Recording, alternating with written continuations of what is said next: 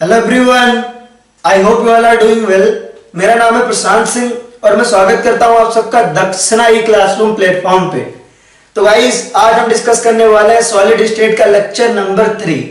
Last lecture में यानी कि लेक्चर नंबर 2 में हमने डिस्कस किया था अबाउट टाइप्स ऑफ लैटिस और हमने देखा था 3D इमेजिनेशन। हमने 3D में अच्छे से देखा था कि किस तरीके से कितने एटम कितने यूनिट सेल में से ऐड होते हैं और एक यूनिट सेल को किसी एटम का कितना हिस्सा मिलता है। ठीक है, तो हमने 3D में देखा था। आज हम करेंगे कुछ और इंटरेस्टिंग और करेंगे उसके आगे। ठीक है, तो स्टार्ट करेंगे आज का लेक्चर। उससे पहले आई होप आप सभी स्वस्थ मस्त एंड जबरदस्त होंगे, सोशल डिस्टेंसिंग मेंटेन कर रहे होंगे और अपने फैमिली का ध्यान रख रहे होंगे। तो स्टार्ट करेंगे आज का लेक्चर। हाथ में लीजिए पेन एंड पेपर एंड चेहरे पर रखिए एक बड़ी सी स्माइल। राइट, तो अगर आप लास्ट लेक्चर की बात करो, ठीक है, तो हमने एक चीज डिस्कस की थी कि भाई फॉर्मूला कैसे निकालते हैं कंपाउंड का।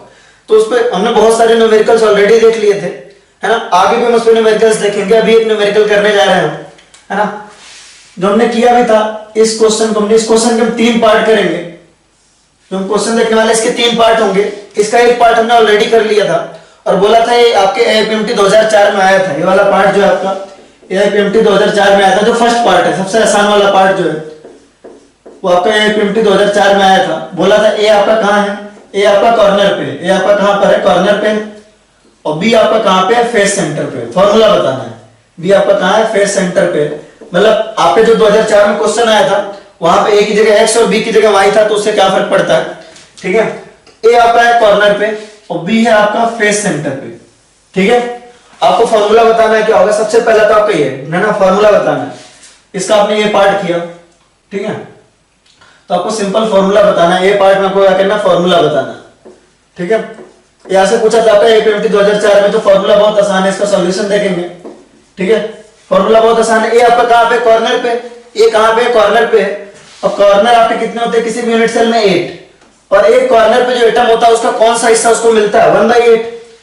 कॉर्नर पे जो एटम होता है यूनिट सेल को उसका 1/8 पोर्शन मिलता है। यूनिट सेल को उसका कितना पोर्शन मिलता है, 1/8 पोर्शन मिलता है। राइट, ठीक है, तो 8 इस तरह से कॉर्नर, तो 8 × 1/8। और बी आपका फेस सेंटर है। फेस सेंटर का नंबर कितना होता है, 6। और फेस सेंटर पे जो एटम होता है उसका हाफ कहां होता है, आपका उसका हाफ मिलता है यूनिट सेल को। तो ये हो जाएगा आपका AB3। तो AB3 should be the answer. वहां पे आपका x, आपका AIPMT 2004 में जो क्वेश्चन था वहां पे x कॉर्नर पे था और y कहां था, आपका फेस सेंटर पे था। तो आंसर XY3 होना चाहिए। It is as simple as that. ठीक है, ए पार्ट तो आपका इसका हो गया। फॉर्मूला आपका क्या होगा, बी पार्ट देखेंगे। अच्छा क्वेश्चन है। बी पार्ट में कह रहा है if atoms from one corner is removed, one corner is removed atom from one corner is removed। अब देखो, अगर वन कॉर्नर से कह रहा है तो पहले इसका डायग्राम बना लेते हैं। अगर आप इसका डायग्राम बनाओगे,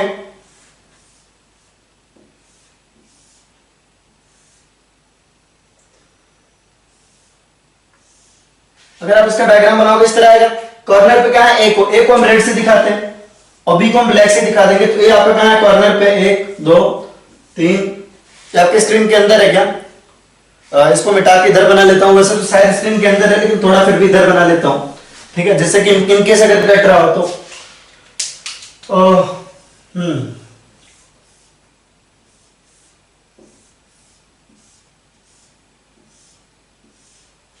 ये आपका क्या है, ए को आपने रेड से रिप्रेजेंट किया तो आपके सारे कॉर्नर पे क्या आ गया, ए आ गया। यहाँ पे आपका ए, यहाँ भी आपका ए, यहाँ भी आपका ए और यहाँ भी आपका ए। कॉर्नर पे आपका ए है, राइट। और आपका फेस सेंटर पे क्या है, बी है। तो फेस सेंटर आपका ये रहा, दूसरा आपका नीचे रहा, तीसरा आपका ये साइड वाला, चौथा आपका ये साइड वाला, पांचवा आपका पीछे और छठवां आपका आगे। और आप यार बोर्ड पे ऐसे तो दिखा नहीं सकते, बट स्टिल हमको ध्यान रखो कि ये चैप्टर में, इस चैप्टर में मैं आपको खास बात बता दूं, आपको मैं बोर्ड पे भी 3D इमेजिनेशन करवाऊंगा, बोर्ड पे भी डायग्राम करवाऊंगा, बोर्ड पे भी न्यूमेरिकल्स करवाऊंगा, बोर्ड पे भी डेरिवेशन करवाऊंगा। और साथ में आपको 3D में आपको अभी थोड़ी देर में हम चलने वाले हैं 3D टूर पे, वहां भी आपको बताऊंगा कि किस तरह होता है। तो दोनों चीजें आपको 3D में भी इमेजिनेशन करवाऊंगा और बोर्ड पे भी पढ़ाऊंगा, क्योंकि आपको करना तो फाइनली पेपर पेन पे ही है। राइट, एक्चुअली हमें जब कोई चीज 3D में हम देखते हैं मजा बहुत आता है, लेकिन याद रखो हमको करना फाइनली पेपर पे है ना, क्योंकि क्वेश्चन आपको एग्जाम में इस तरह से ही आएगा, तो वहां पे आपको करना है। तो हम दोनों चीजें करेंगे, बोर्ड पे अच्छे से पूरा प्रॉपर किस तरीके से न्यूमेरिकल सॉल्व करते हैं ये भी देखेंगे, साथ में हम 3D टूर भी करेंगे, वो बात की है। ठीक है, चलो। तो यहाँ पे फेस सेंटर पे 6 आइटम है। आपसे कह रहा है corner from one atom is removed. अब किसी एक कॉर्नर से अगर एटम रिमूव होगा तो यानी क्या रिमूव होगा, केवल ए रिमूव होगा। क्या होगा, ए रिमूव होगा। तो देखो ए क्या हो जाएगा, अब जो है ए केवल 7 लोकेशन पे बचा, केवल 7 कॉर्नर पे बचा, राइट, केवल 7 कॉर्नर पे बचा। और एक कॉर्नर से उसको कौन सा पार्ट मिल रहा है आपको, 1/8 पार्ट मिल रहा है। तो ए 7 इंटू 1/8, ए 7 इंटू 1/8 मिल रहा है आपको, ठीक है। और बी आपका क्या है, बी, ठीक है। बी आपको क्या मिल रहा है, बी आपका कहीं से हट नहीं रहा है, कॉर्नर से अगर एटम हटा है, अगर आपका कॉर्नर से एटम हटा है, ठीक है, कॉर्नर से एटम हटने का मतलब कुछ नहीं है, कॉर्नर से एटम हटा है तो केवल है ना ए हट रहा है, बी तो हट नहीं रहा है, तो बी एज इट इज उतना ही रहेगा आपका। तो बी क्या हो जाएगा आपका 6 इंटू 1/2, फेस पे तो कोई असर पड़ेगा नहीं, तो आपका आ जाएगा ए 7/8 और आ जाएगा आपका बी 3। अगर आप यहां इसको सिंपलेस्ट फॉर्मूले में कन्वर्ट करना है तो आप करोगे तो आपका आएगा ए 7, 8 से मल्टीप्लाई कर दोगे, 8 से मल्टीप्लाई कर दोगे तो आएगा ए 7 और बी 24 आ जाएगा, बी 24 आ जाएगा। It is as simple as that, ठीक है। अब मान लो आपसे क्वेश्चन पूछा, सी पार्ट है, if atom from one face is removed, one face diagonal, if atom from one face diagonal is removed, केवल एक फेस डायगोनल से रिमूव हो रहा है, atom from one face diagonal is removed, एक face diagonal से remove हो रहा है, तब क्या फॉर्मूला होना चाहिए, if atoms from one face diagonal is removed, एक फेस डायगोनल से एटम रिमूव हो रहा है, तो सिंपल हम इसको देख लेते हैं, इस डायगोनल से, इस फेस की इस डायगोनल से एटम रिमूव कर रहे हैं, किसी एक डायगोनल को मानना है तो हमने इस डायगोनल को मान लिया, विजिबिलिटी आसानी होगी। तो कॉर्नर से आपका 2 एटम हट रहा है और आपका फेस सेंटर का 1 एटम हट रहा है, तो फाइनली फॉर्मूला क्या होना चाहिए, ए आपका, अब कॉर्नर पे ए के कितने एटम बचे हैं, 6, पहले 8 कॉर्नर्स थे, 2 कॉर्नर से आपने एटम हटा दिए, पहले आपके 8 कॉर्नर थे और 2 कॉर्नर से आपने एटम हटा दिए, राइट। तो आपका आएगा 6 कॉर्नर बचेंगे और 6 कॉर्नर से हमको मिल क्या रहा होगा, 1/8 मिल रहा होगा, 6 कॉर्नर से हमको मिल क्या रहा होगा 1/8 इंटू आपका बी, बी आपका क्या आ रहा है, एक फेस सेंटर से भी हट गया तो आएगा 5 इंटू 1/2, इसको सॉल्व करेंगे तो आएगा ए 6/8, बी 5/2, 8 से मल्टीप्लाई कर दो, देखते हैं 8 से मल्टीप्लाई करोगे आएगा ए 6 और बी 20 आ जाएगा, देखो ए 6 बी 20 आ जाएगा, 8 से मल्टीप्लाई करोगे ए 6 और 8 से यहां मल्टीप्लाई करोगे तो बी 20 आ जाएगा। इसको और सिंपल करना है, बिल्कुल सिंपलेस्ट फॉर्मूले में लिखना होता है, याद रखना। अगर ये भी आपका ऑप्शन में है और आपने इसको सिंपल A3 B10 लिखना है, अगर ये दोनों आपके ऑप्शन में है तो ये करेक्ट माना जाएगा ज्यादा, क्योंकि ये सिंपलेस्ट फॉर्मूले में। आप NaCl को Na2Cl2 थोड़ी ना लिखते हो, मतलब सिंपलेस्ट फॉर्मूले में लिखना है, कहने का मतलब ये। तो आंसर क्या आ जाएगा आपका A3 B10 आ जाएगा, क्या आ जाएगा आंसर आपका A3 B10 आ जाएगा, राइट। आप इसको नोट करिए, फिर आगे बढ़ते हैं। चलो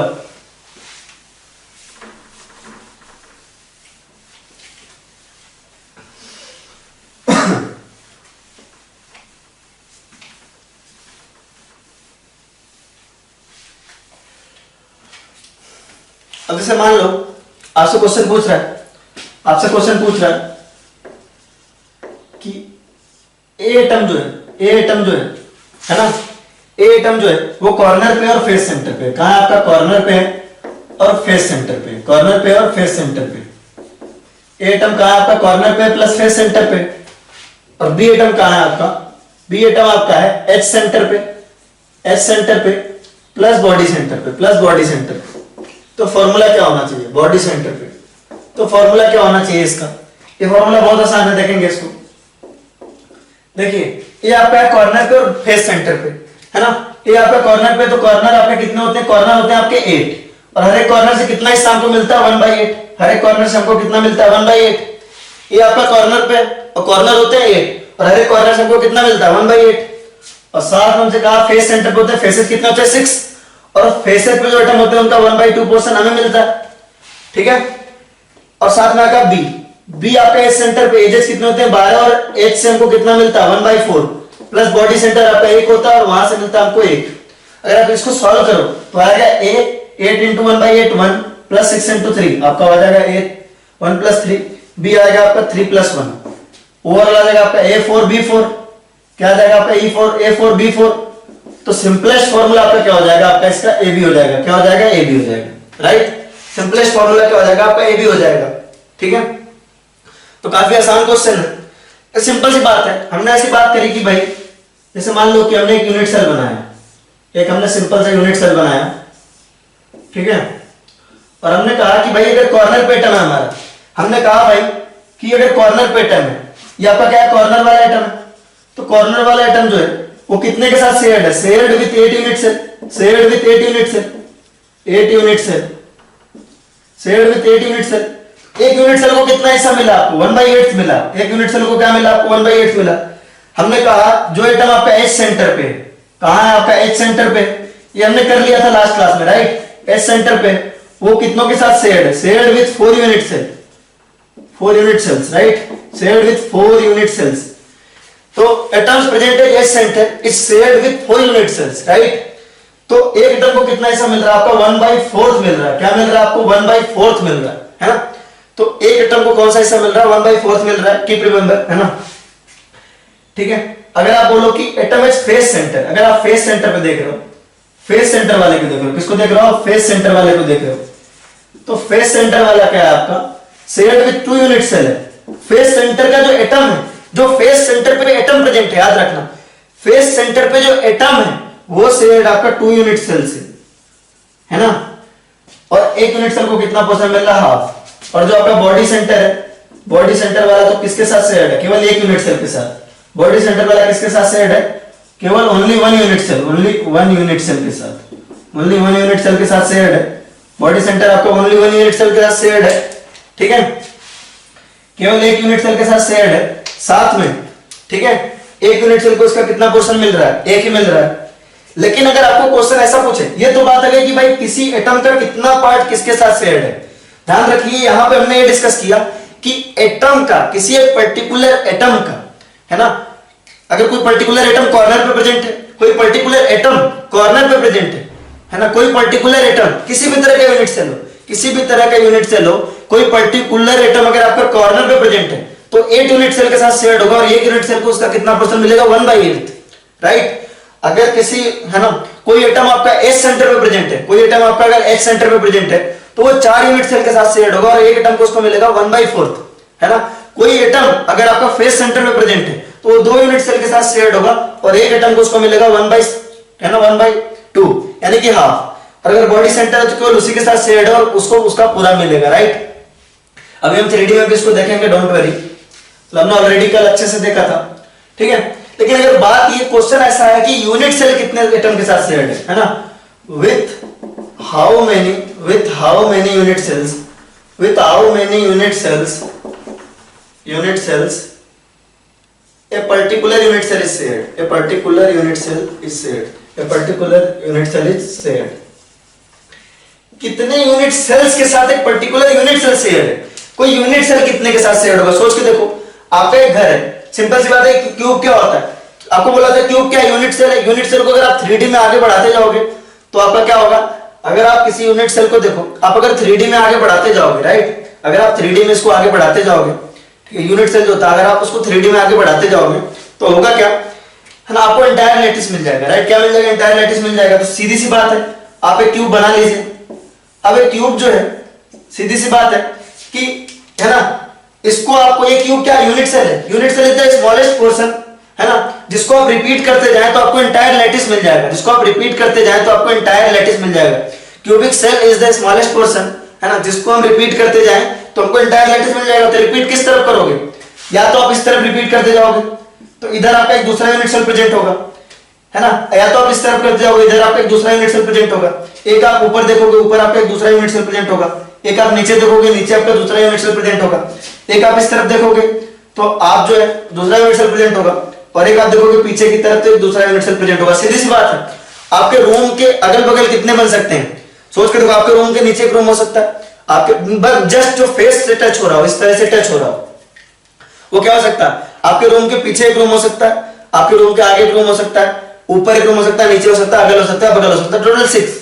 तो 6 यूनिट सेल के साथ शेयर्ड होता है। कोई पर्टिकुलर यूनिट सेल जो है 6 यूनिट सेल के साथ शेयर्ड होता है, 6 यूनिट सेल के साथ शेयर्ड होता है, शेयर्ड विथ 6 यूनिट सेल्स। तो यूनिट सेल, एक यूनिट सेल कितने के साथ शेयर्ड होता है, 6 यूनिट सेल के साथ। ये पर्टिकुलर यूनिट सेल जो हमको दिख रहा है, ये पर्टिकुलर यूनिट सेल कितने यूनिट सेल के साथ शेयर्ड है, कोई पर्टिकुलर यूनिट सेल कितने यूनिट सेल के साथ शेयर्ड है, तो आपका एक फेस, उस फेस के थ्रू, इस फेस के थ्रू, तो टोटल 6 यूनिट सेल के थ्रू, है ना। और कोई एटम कितने यूनिट सेल के साथ शेयर्ड है, वो उसकी लोकेशन पे डिपेंड करता है। तो कोई एटम कोई एटम अगर कॉर्नर पे, कोई एटम अगर कॉर्नर पे है तो 8 यूनिट सेल के साथ, कोई एटम अगर आपका फेस पे तो 2 यूनिट सेल के साथ, है ना, एस पे तो 4 यूनिट सेल के साथ, बॉडी सेंटर पे है तो 1 यूनिट सेल के साथ, और कोई यूनिट है ना, कोई यूनिट सेल खुद 6 यूनिट सेल के साथ शेयर होता है, राइट। ठीक है, आप इसको नोट करिए, फिर आगे बढ़ते हैं।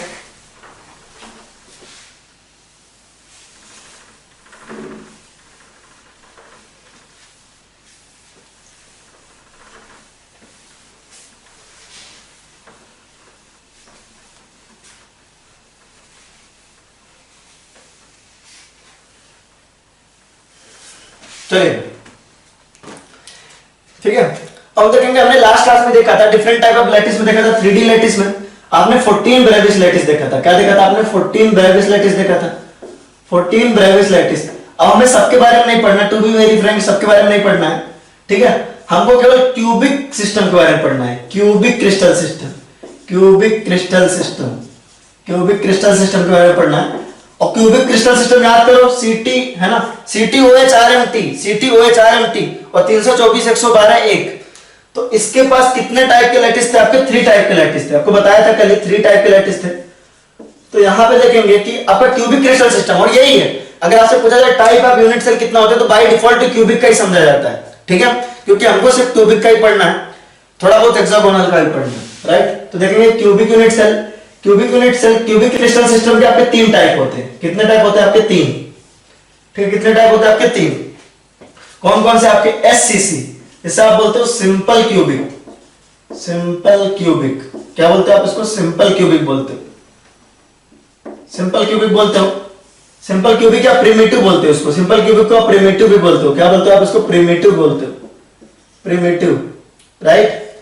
और आपका दूसरा होता है BCC, बॉडी सेंटर्ड क्यूबिक। क्या होता है आपका? Body centred cubic, body centred cubic, body centred cubic. और आपका अगला होता है फेस सेंटर्ड क्यूबिक, FCC होता है आपका फेस सेंटर्ड क्यूबिक। ये क्या होता है आपका? Face centred cubic, face centred cubic unit से। ये दोनों किसके टाइप है आपके? सेंटर्ड वाले के टाइप है। क्या है? सेंटर्ड वाले के टाइप है, ठीक है। तो हमने अच्छे से डिस्कस किया था, ठीक है, कि आपका जो सिंपल क्यूबिक होता है वो किस तरह से होता है। सिंपल क्यूबिक में जो एटम्स होते हैं वो सिर्फ कहां प्रेजेंट होते हैं? सिंपल क्यूबिक में जो एटम्स होते हैं वो कहां प्रेजेंट होते हैं? सिर्फ कॉर्नर्स पे प्रेजेंट होते हैं। कहां प्रेजेंट होते हैं? सिर्फ कॉर्नर्स पे होते हैं। जैसे इस कॉर्नर पे होगा, इस कॉर्नर पे होगा, इस कॉर्नर पे होगा, इस कॉर्नर पे होगा, इस कॉर्नर पे होगा, इस कॉर्नर पे होगा, यहां होगा, यहां होगा, है ना। ये आपस में चिपके हुए होंगे। अभी मैं दिखाऊंगा कैसे ये आपस में बिल्कुल चिपके हुए होंगे, बिल्कुल क्लोज होंगे। यहां पे आप लिख भी लीजिए, आपस में क्या है आपके? चिपके हुए हैं। क्या है आपके? चिपके हुए हैं। और BCC क्या आपका? बॉडी सेंटर्ड है। तो बॉडी सेंटर्ड कैसे बनेगा? देखें, BCC बना रहे, तो BCC आपका कैसा होगा? एक एटम का बॉडी के बीच होगा, है ना, और 4 एटम क्या होंगे आपके? सॉरी, सारे और बाकी एटम क्या होते हैं? कॉर्नर्स पे होते हैं, ठीक है। तो ये दोनों आपस में चिपके नहीं होते, ये दोनों आपस में चिपके नहीं होते, चिपके नहीं होते, राइट। डोंट वरी, मैं सबका 3D इमेजिनेशन दिखाऊंगा आपका, और फिर हम अच्छे से करेंगे इसको। फेस सेंटर्ड में आपका कैसा होता है? अगर आप यहाँ पे देखें लैटिस पॉइंट कितना है, यहाँ पे आप देखेंगे लैटिस पॉइंट आपका 8 है, 8 के 8 कॉर्नर पे है। अगर यहाँ पे लैटिस पॉइंट देखेंगे तो 9 आएगा आपका। 8 + 1 कितना आ रहा है आपका? 9 आ रहा है। 8 corner plus 1 body centre, right. ये आपको लास्ट क्लास में भी करवाया था। फेस सेंटर्ड क्यूबिक में देखेंगे तो फेस सेंटर्ड क्यूबिक कैसा होता है आपका? फेस सेंटर्ड क्यूबिक होता है आपका 8 एटम तो आपके कॉर्नर पे हैं, है ना, 8 एटम आपके कॉर्नर पे तो हैं, साथ में आपके 6 एटम कहां है? फेसेस पे हैं, ऑल 6 फेसेस पे, राइट। तो यहां पे 3D बताना थोड़ा मुश्किल होता है। तो यहां लैटिस पॉइंट कितने होते हैं आपके? 8 + 6, 8 corner plus 6 face centre, total आपका आएगा 14, ठीक है। तो आपका फेस सेंटर है, यहां भी ये चिपके नहीं होते, यहां भी, है ना, ये चिपके नहीं होते। ये दोनों एटम क्या होते हैं? चिपके नहीं होते।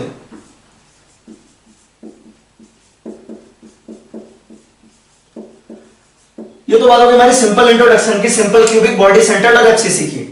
और हम इसके डिटेल से बात करेंगे, है ना, बिल्कुल इंटरेस्टिंग तरीके से हम 3D इमेजिनेशन स्टार्ट करने वाले हैं। तो चलिए ले चलते हैं आपको, है ना, इनके बारे में हम करेंगे डिटेल से बात। SCC, BCC, FCC के बारे में हम करेंगे डिटेल से बात। तो चलिए ले चलते हैं इनके 3D इमेजिनेशन की दुनिया में, और वहां हम अच्छे से देखेंगे कि इनके डेरिवेशन सब कुछ कैसे आते हैं, अच्छे से देखेंगे 3D इमेजिनेशन में। तो चलिए चलते हैं अपन एक साथ 3D इमेजिनेशन की दुनिया में, राइट। तो अब हम स्टार्ट करेंगे अपना 3D इमेजिनेशन। हम डायग्राम्स वगैरह के थ्रू देखेंगे कि आपका सिंपल क्यूबिक यूनिट सेल यानी कि SCC यानी कि प्रिमिटिव यूनिट सेल और BCC एंड FCC आपका किस तरीके का होता है, ठीक है, किस तरीके का दिखता है, एटम्स कहाँ का प्रेजेंट होते हैं, यानी कि टोटल इमेजिनेशन हम करने वाले हैं अभी 3D में, यहाँ पे हम डायग्राम्स के थ्रू, ठीक है। तो अभी हमने बोर्ड पे थोड़ी देर पहले देखा है कि क्यूबिक क्रिस्टल सिस्टम जो होता है, आपका क्यूबिक क्रिस्टल सिस्टम जो होता है उसके 3 टाइप होते हैं। पहला आपका होता है SCC, दूसरा होता है आपका BCC और तीसरा होता है आपका FCC। SCC मतलब आपका सिंपल क्यूबिक या प्रिमिटिव यूनिट सेल, BCC मतलब आपका बॉडी सेंटर्ड क्यूबिक और FCC मतलब आपका फेस सेंटर्ड क्यूबिक। तो आपको मैंने अच्छे से बताया कि जो SCC होता है यानी प्रिमिटिव होता है। जैसे आप इसको देखें, सिर्फ बनाने के लिए ऐसा बनाते हैं हम, जब आपको बोर्ड पे बनाते हैं तो इस तरीके का बनाते हैं। ये वाला डायग्राम देखिए, जब बोर्ड पे बनाते हैं इस तरह बनाते हैं कि आपका जो सिंपल क्यूबिक यूनिट सेल होता है उसमें एटम्स कहाँ होते हैं, एटम्स प्रेजेंट एट कॉर्नर। आप लिखना स्टार्ट करेंगे यहाँ से, डोंट वरी, जो लिखने की चीज है आप बोर्ड ही समझे इसको। Atoms present at corners only. आपके सिंपल क्यूबिक यूनिट सेल में क्या होता है, atoms present at corners only. Atoms कहाँ प्रेजेंट होता है, आपका कॉर्नर्स पे ही प्रेजेंट होता है केवल। Atoms present at corners, atoms कहाँ प्रेजेंट होते हैं, आपके कॉर्नर्स पे। जैसे आपका यहाँ दिखाया हुआ है, एक कॉर्नर आपका यहाँ एटम प्रेजेंट है, आपका यहाँ एटम प्रेजेंट है, यहाँ पे एटम प्रेजेंट है और आपका यहाँ पे एटम प्रेजेंट है। इस तरीके से आपको दिखाया हुआ है, सारे के सारे एटम वहां पे आपके प्रेजेंट है, राइट।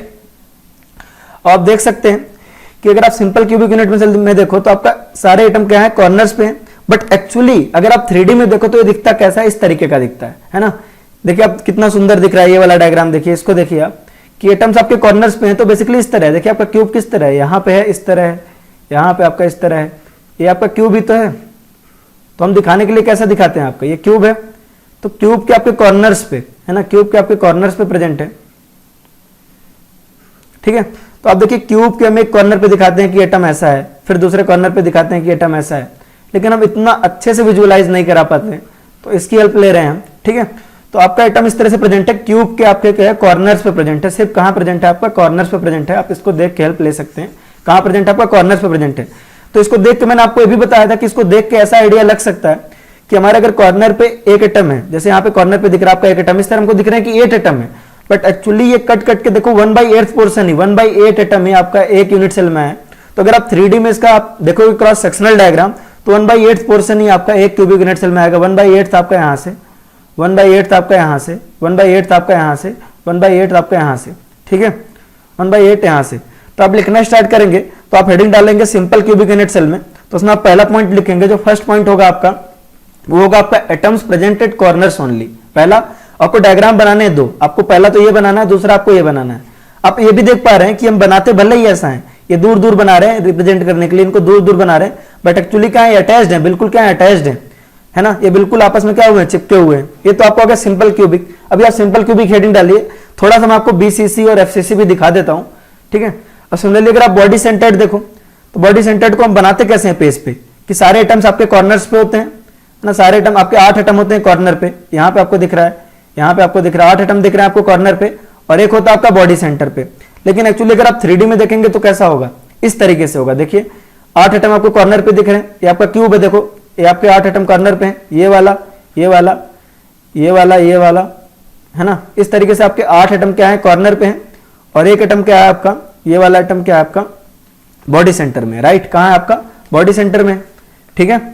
अब देखिए इधर, ठीक है, ध्यान से देखिएगा इसको, है ना। नेक्स्ट आपका फेस सेंटर। अगर आप बॉडी सेंटर को देखें, अगर आप बॉडी सेंटर को देखें, ठीक है, यहाँ पे देखिए बॉडी सेंटर आपका पूरा का पूरा क्या है, अंदर ही है, और देखिए किसी भी यूनिट सेल के साथ शेयर्ड नहीं है। बॉडी सेंटर वाला आइटम, देखिए बॉडी सेंटर वाला आइटम है, ये किसी भी यूनिट सेल के साथ शेयर्ड नहीं है, ये पूरा का पूरा आपका 1 एटम आपका एक ही यूनिट सेल का पार्ट है, और कॉर्नर वाले आपके 1/8 एटम आपके किनारे वाले के पार्ट है, राइट। ये तो हो गई बात आपकी किसकी, ये बात हो गई आपकी बॉडी सेंटर्ड की। बॉडी सेंटर्ड नोट नहीं करना है, आप simple cubic unit cell note करिए, ठीक है। फिर हम देखेंगे अगला face centred cubic unit cell. क्या देखेंगे हम, face centred cubic unit cell, right. तो फेस सेंटर्ड आपका किस तरह, देखिए फेस सेंटर आपका कैसा, देखिए 8 एटम कॉर्नर पे, आपका एक एटम यहाँ पे, एक एटम यहाँ पे, इस तरह से 8 एटम कॉर्नर पे हैं। फिर 6 एटम आपके क्या है, फेसेस पे हैं। 6 एटम क्या है आपके फेसेस पे हैं, 1 2 3 4, और आपका एक आगे एक आपका पीछे। देखिए इस तरीके से 8 एटम है, लेकिन दिखाने में हमको इसलिए दिक्कत होती है क्योंकि इस तरीके से है, बट एक्चुअली इनका 3D देखोगे तो किस तरह होगा आपका। देखिए ये कॉर्नर वाले एटम है आपके 1 2 3 4 5, ये देखिए पीछे दिख रहा है 6 7 और 8 एटम आपके कॉर्नर पे, और ये आपका देखिए फेस सेंटर पे, है ना। इस फेस के सेंटर पे, इस वाले फेस के सेंटर पे आपका ये वाला एटम है। आप अगर इस फेस को देखो, इस फेस को देखो तो इस वाले पे ये वाला एटम है। अगर आप इस वाले फेस को देखो तो इस वाले फेस के सेंटर पे ये वाला एटम है। तो आपका ये फेस सेंटर है।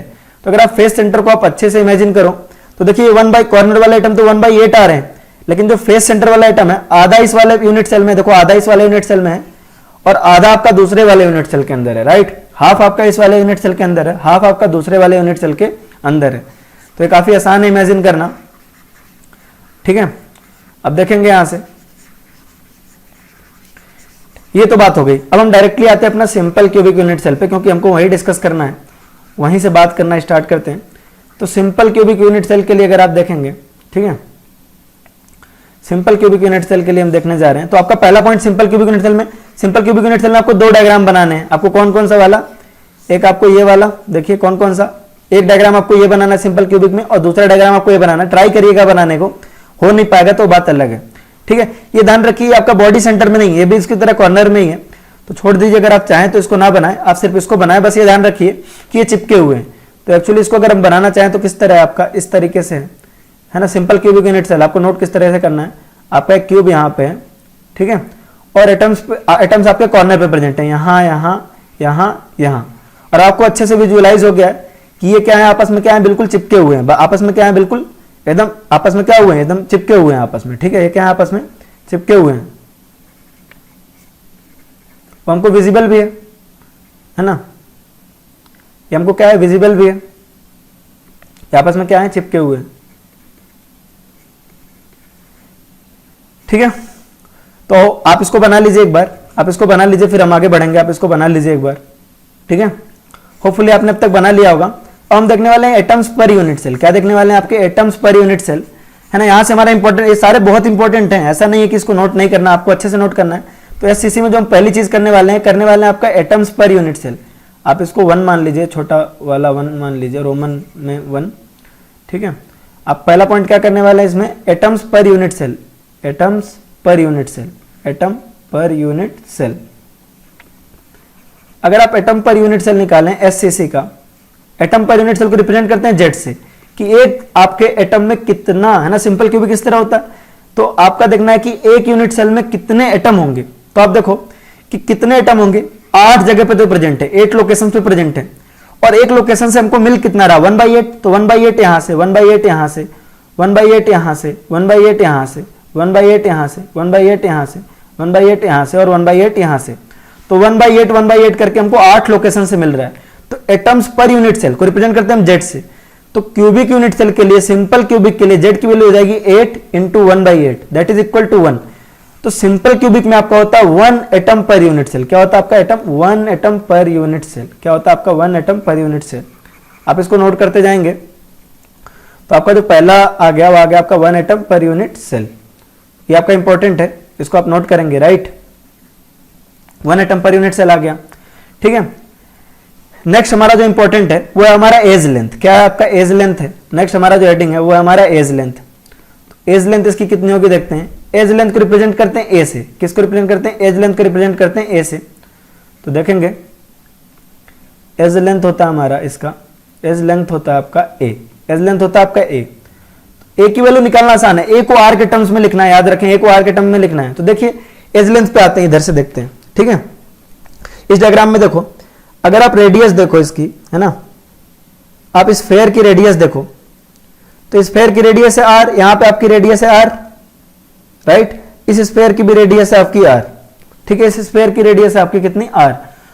तो टोटल जो एज लेंथ हो जाएगी वो कितनी हो जाएगी आपकी, 2r हो जाएगी। टोटल एज लेंथ कितनी हो जाएगी, 2r हो जाएगी। आप इसको सही से बनाइएगा, डायग्राम में अच्छे से रिप्रेजेंट करें। तो एज लेंथ की वैल्यू क्या हो जाएगी आपकी, 2r। यहां पे आपका सिंपल देखिए, जो इनका एज है, एक एज है, वो किससे बना हुआ आपका, एक एज जो है आपका, ये जो है आपका सिंपली क्या है, इसका रेडियस है आपका r, इसका भी रेडियस आपका r।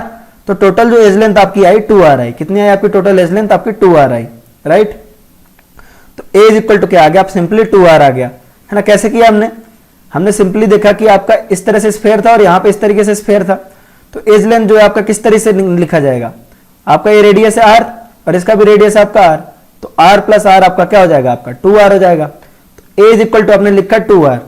तो आपका एज लेंथ का जो रिलेशन हो गया, एज लेंथ का रिलेशन हो गया आपका a is equal to 2r हो गया, है ना। तो तो edge length for SCC, edge length, आपको ये सारी बातें, ये ऐसी ऐसी चीजें हैं कि आपको रात को 2 बजे भी उठा के कोई पूछे तो आपको याद होना चाहिए। तो एज लेंथ जो है आपकी ए की वैल्यू क्या आ जाएगी, आपकी 2r आ जाएगी, सिंपली क्या आ जाएगी, ए की वैल्यू आ जाएगी 2r। तो edge length is equal to 2r। और अगर रेडियस को एज लेंथ के टर्म में लिखना, आपको रेडियस को एज लेंथ के टर्म में लिखना, तो रेडियस आपका हो जाएगा r is equal to a/2 हो जाएगा। Radius r is equal to क्या हो जाएगा आपका a/2 हो जाएगा। ये आपका दूसरा इंपॉर्टेंट फॉर्मूला है, ठीक है, दोनों आपके इंपॉर्टेंट है, ठीक है। आपका a is equal to 2r और आपका r is equal to a/2, ठीक है, ये दोनों आपका इंपॉर्टेंट है। तीसरी चीज अगर हमको निकालना है, तीसरी चीज जो हमारी है इंपॉर्टेंट है, ठीक है, volume of unit cell. Unit cell का वॉल्यूम क्या होगा, वॉल्यूम ऑफ यूनिट सेल की बात हो रही है, वॉल्यूम ऑफ यूनिट सेल की बात हो रही है। तो यूनिट सेल का वॉल्यूम आपका सिंपल कितना होगा, आपका क्यूब का वॉल्यूम। यूनिट सेल का वॉल्यूम क्या होगा, वॉल्यूम ऑफ यूनिट सेल क्या हो जाएगा आपका, वॉल्यूम ऑफ यूनिट सेल हो जाएगा। क्या हो जाएगा आपका, वॉल्यूम ऑफ यूनिट सेल हो जाएगा, राइट। तो वॉल्यूम ऑफ यूनिट सेल आप कैसे लिख सकते हो, वॉल्यूम ऑफ यूनिट सेल। अब वो क्यूब का वॉल्यूम क्या होता है, क्यूब का volume is simply A cube. एक तो वॉल्यूम आपका एज लेंथ के टर्म में अगर आप वॉल्यूम लिखोगे तो आपका आएगा ए क्यूब। ये क्या आपका एज लेंथ के टर्म में, एज लेंथ के टर्म में आपका वॉल्यूम आएगा ए क्यूब, एज लेंथ के टर्म में, है ना, आपका वॉल्यूम कितना आएगा ए क्यूब। लेकिन अगर आप रेडियस के टर्म में लिखना चाहते हो, अभी आपने देखा कि ए इज इक्वल टू 2r होता है, सिंपल क्यूबिक के लिए आपका ए इज इक्वल टू क्या होता है, 2r होता है। तो 2r क्यूब, तो टोटल आ जाएगा आपका 8r क्यूब। कितना आ जाएगा आपका 8r क्यूब। तो volume of unit cell in case of SCC निकालना आसान आपको नहीं लगता, ये बहुत ईजी है। तो वॉल्यूम ऑफ यूनिट सेल आपका कितना हो जाएगा, volume of unit cell is equal to a cube. Simple edge length के टर्म में, यार सिंपल सी बात है, हमने बचपन से ये चीज पढ़ी हुई है कि क्यूब का वॉल्यूम क्या होता है आपका ए क्यूब होता है। क्यूब का वॉल्यूम क्या होता है हमारा ए क्यूब होता है। तो simply volume of unit cell क्या हुआ आपका a cube, right, that is equal to आपका क्या 2r cube, that is equal to आपका 8r क्यूब। तो ये भी आपका इंपॉर्टेंट है, इसको आप याद रखेंगे, राइट।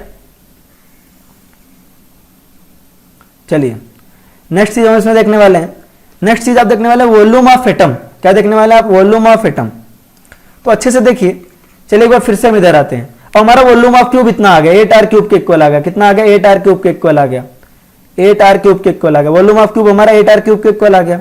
आप इधर आइए देखिए, अब सिंपल क्यूबिक में देखिए, आप नहीं ऑब्जर्व, आप इसको आसानी से ऑब्जर्व कर पा रहे हैं कि आपका सिंपल क्यूबिक यहां प्रेजेंट है इस तरीके से, ठीक है। तो क्यूब का वॉल्यूम सपोज कुछ आ रहा है, क्यूब का वॉल्यूम कुछ आ रहा है, उससे हमें क्या लेना देना, हमें तो मेनली क्या निकालना है, हमें मेनली निकालना आपका एटम्स का वॉल्यूम। तो अब देखो एटम, देखो आप टोटली पैक्ड नहीं है, अगर आप देखो it not totally packed, there is space, यहां पे आपका क्या है, स्पेस है। तो क्यूब जो है वो पूरी तरह से फिल्ड नहीं है ना, स्पेस है। क्यूब जो है आपका एटम से टोटली फिल्ड नहीं है, यहां पे कुछ ना कुछ आपका स्पेस है, ठीक है, आपका कुछ ना कुछ यहां पे स्पेस है, अगर आप ऑब्जर्व करें तो स्पेस है। तो एटम्स का वॉल्यूम और है ना क्यूब का वॉल्यूम आपका कभी भी इक्वल नहीं आएगा। सिंपल सी बात है, आप इसको ऐसे इमेजिन कर सकते हो, ठीक है, कि आपने सपोज एक बॉल रखी है ऐसे, एक दूसरी बॉल रखी, एक तीसरी बॉल इस तरीके से रखी, एक चौथी बॉल इस तरीके से रखी, एक पांचवी बॉल जस्ट इसके ऊपर रखी, दूसरे कलर में बना लेते हैं। पांचवी बॉल मैं छोटा दिखा रहा हूं बट छोटा है नहीं, इसी के साइज का है। पांचवी बॉल इसके जस्ट ऊपर रखी, छठवीं बॉल इसके जस्ट ऊपर रखी, सातवीं बॉल ऐसे और आठवीं बॉल ऐसे। क्यूबिक यूनिट सेल कुछ इस तरह का है। तो आपका देखिए बीच में स्पेस है, ये पक्का तो आपका फील्ड है नहीं, बीच में आपका क्या स्पेस है। तो हमारा जो नेक्स्ट हेडिंग है वो आपका volume of units, volume of atoms है। वॉल्यूम ऑफ एटम्स कितना आएगा, वॉल्यूम ऑफ एटम्स निकाल रहे हैं। वॉल्यूम ऑफ एटम्स किसके इक्वल आ जाएगा इस केस में, वॉल्यूम ऑफ एटम्स इक्वल आ जाएगा। देखिए सिंपल सी बात है, आपको किसी भी एटम की आपकी शेप किस तरह से आपने इमेजिन की, स्फीयर। तो वॉल्यूम ऑफ स्फीयर कितना होता है आपका, वॉल्यूम ऑफ स्फीयर आप कैसे लिख सकते हो, वॉल्यूम ऑफ स्फीयर होता है आपका, वॉल्यूम ऑफ स्फीयर होता है आपका 4/3 पाई आर क्यूब होता है। वॉल्यूम ऑफ स्फीयर आपका क्या होता है, 4/3 पाई आर क्यूब होता है। आपका क्या होता है, वॉल्यूम ऑफ स्फीयर होता है आपका 4/3 पाई आर क्यूब, ये होता है आपका वॉल्यूम ऑफ स्फीयर, राइट। अब देखिए वॉल्यूम ऑफ स्फीयर आपको पता है, तो एक एटम का ना volume of atoms in a unit cell, basically यहां पे क्या है, volume of atom in a unit cell, volume of atom in an unit cell. किसी यूनिट सेल में वॉल्यूम ऑफ एटम्स कितना होगा, तो आप ऐसा कह सकते हैं कि कितने एटम होंगे।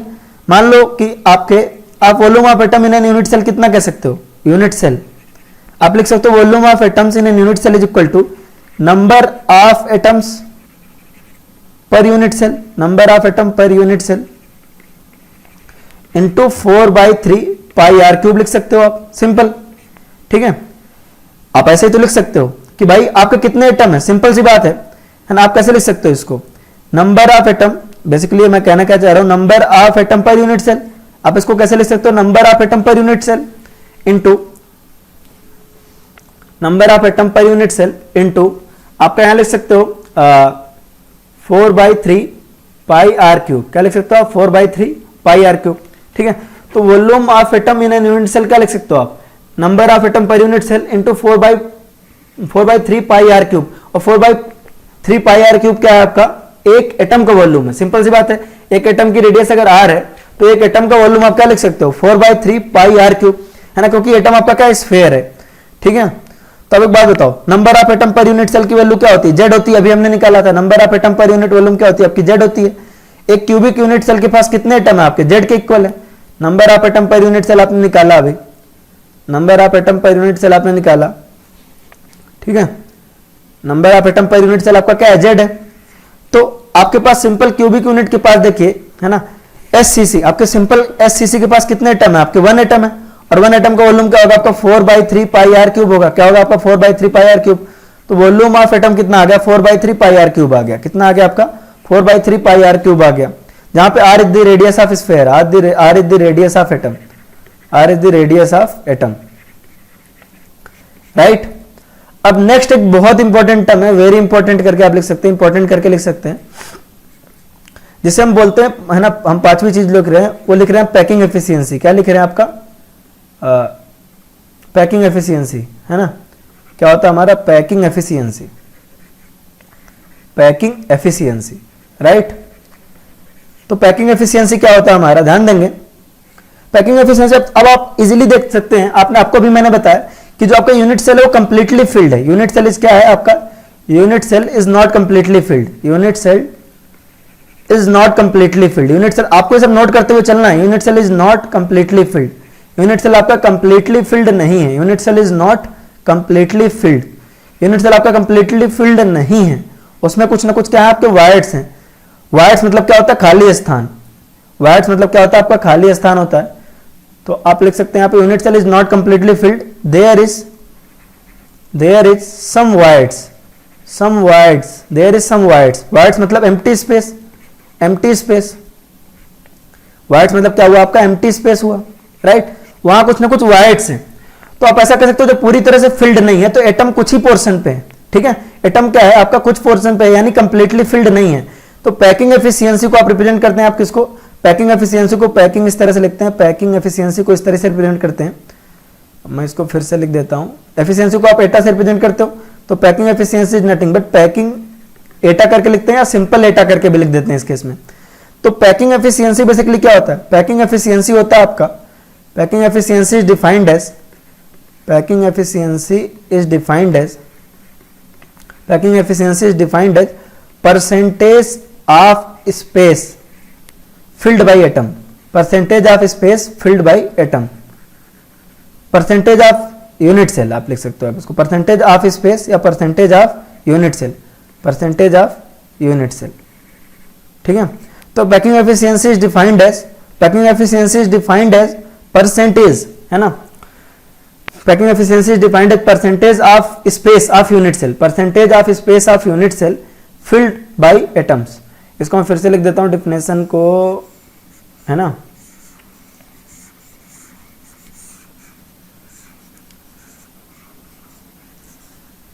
आप लिख सकते हो packing efficiency is defined as, packing efficiency is defined as percentage space filled, percentage space filled of an unit cell by atoms, percentage space filled of an unit cell by atoms. Atoms के द्वारा कितना percentage, है ना, field है आपका bye atoms. Unit cell का कितना percentage, basically क्या है, यूनिट सेल का कितना परसेंटेज आपके एटम ने क्या कर रखा है, फिल कर रखा है। यूनिट सेल का कितना परसेंटेज आपके एटम ने फिल कर रखा है, ये होता है आपका पैकिंग एफिशिएंसी। ये क्या होता है आपका, पैकिंग एफिशिएंसी होता है।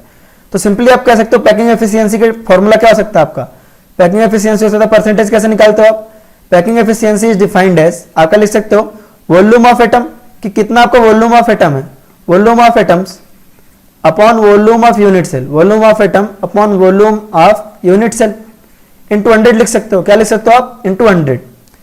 आप क्या लिख सकते हो इसको, volume of atoms upon volume of unit cell into 100, ठीक है। तो आपका परसेंटेज, आप परसेंटेज निकालने के लिए क्या करते हो, 100 से मल्टीप्लाई करते हो।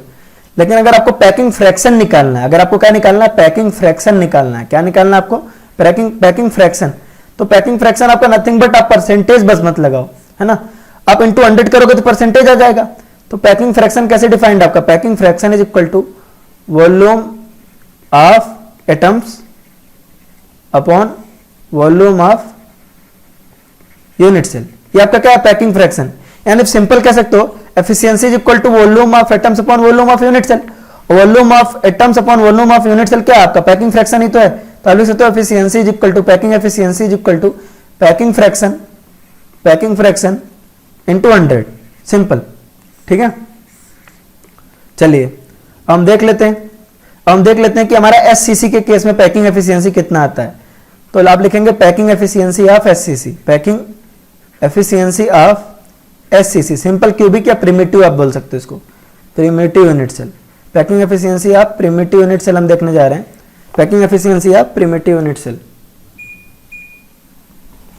Packing efficiency of primitive unit cell, right, primitive, ठीक है, हमें देखने वाले हैं। तो सिंपली इसके लिए आप क्या लिख सकते हो, वॉल्यूम ऑफ एटम्स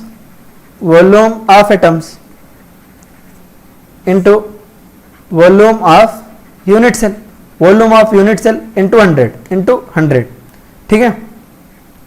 तो आप यहां से लिख सकते हो आपका क्या, वॉल्यूम ऑफ एटम्स कितना है, आपको मैंने अभी बताया था वॉल्यूम ऑफ एटम किसके इक्वल होता है, वॉल्यूम ऑफ एटम होता है आपका number of atoms per unit cell, यानी कि Z into 4/3 pi r cube. तो आपका Z की वैल्यू 1 थी यहाँ पे, तो आपका सिंपली आपका 4/3 पाई आर क्यूब भी आ गया था यहाँ पे। तो वॉल्यूम ऑफ एटम कैसे डिफाइंड आपका, Z into 4/3 pi r cube. कितने एटम है एक यूनिट सेल में, एक यूनिट सेल में कितने एटम है, अरे यार आप total number volume of atom कैसे निकाल सकते हो। आपसे पूछा जाए कि एक रूम में 4 बॉल रखी है, ऐसे सिंपल पूछा जाए कि एक रूम में आपकी 4 बॉल्स रखी हुई हैं, है ना, तो आपकी टोटल वॉल्यूम कितनी होगी बॉल्स की, तो आप लिखोगे 4 इंटू एक बॉल का वॉल्यूम, और एक बॉल का वॉल्यूम क्या हो जाएगा आपका 4/3 पाई आर क्यूब, आर जहां पे रेडियस ऑफ बॉल है, सिंपल, ठीक है।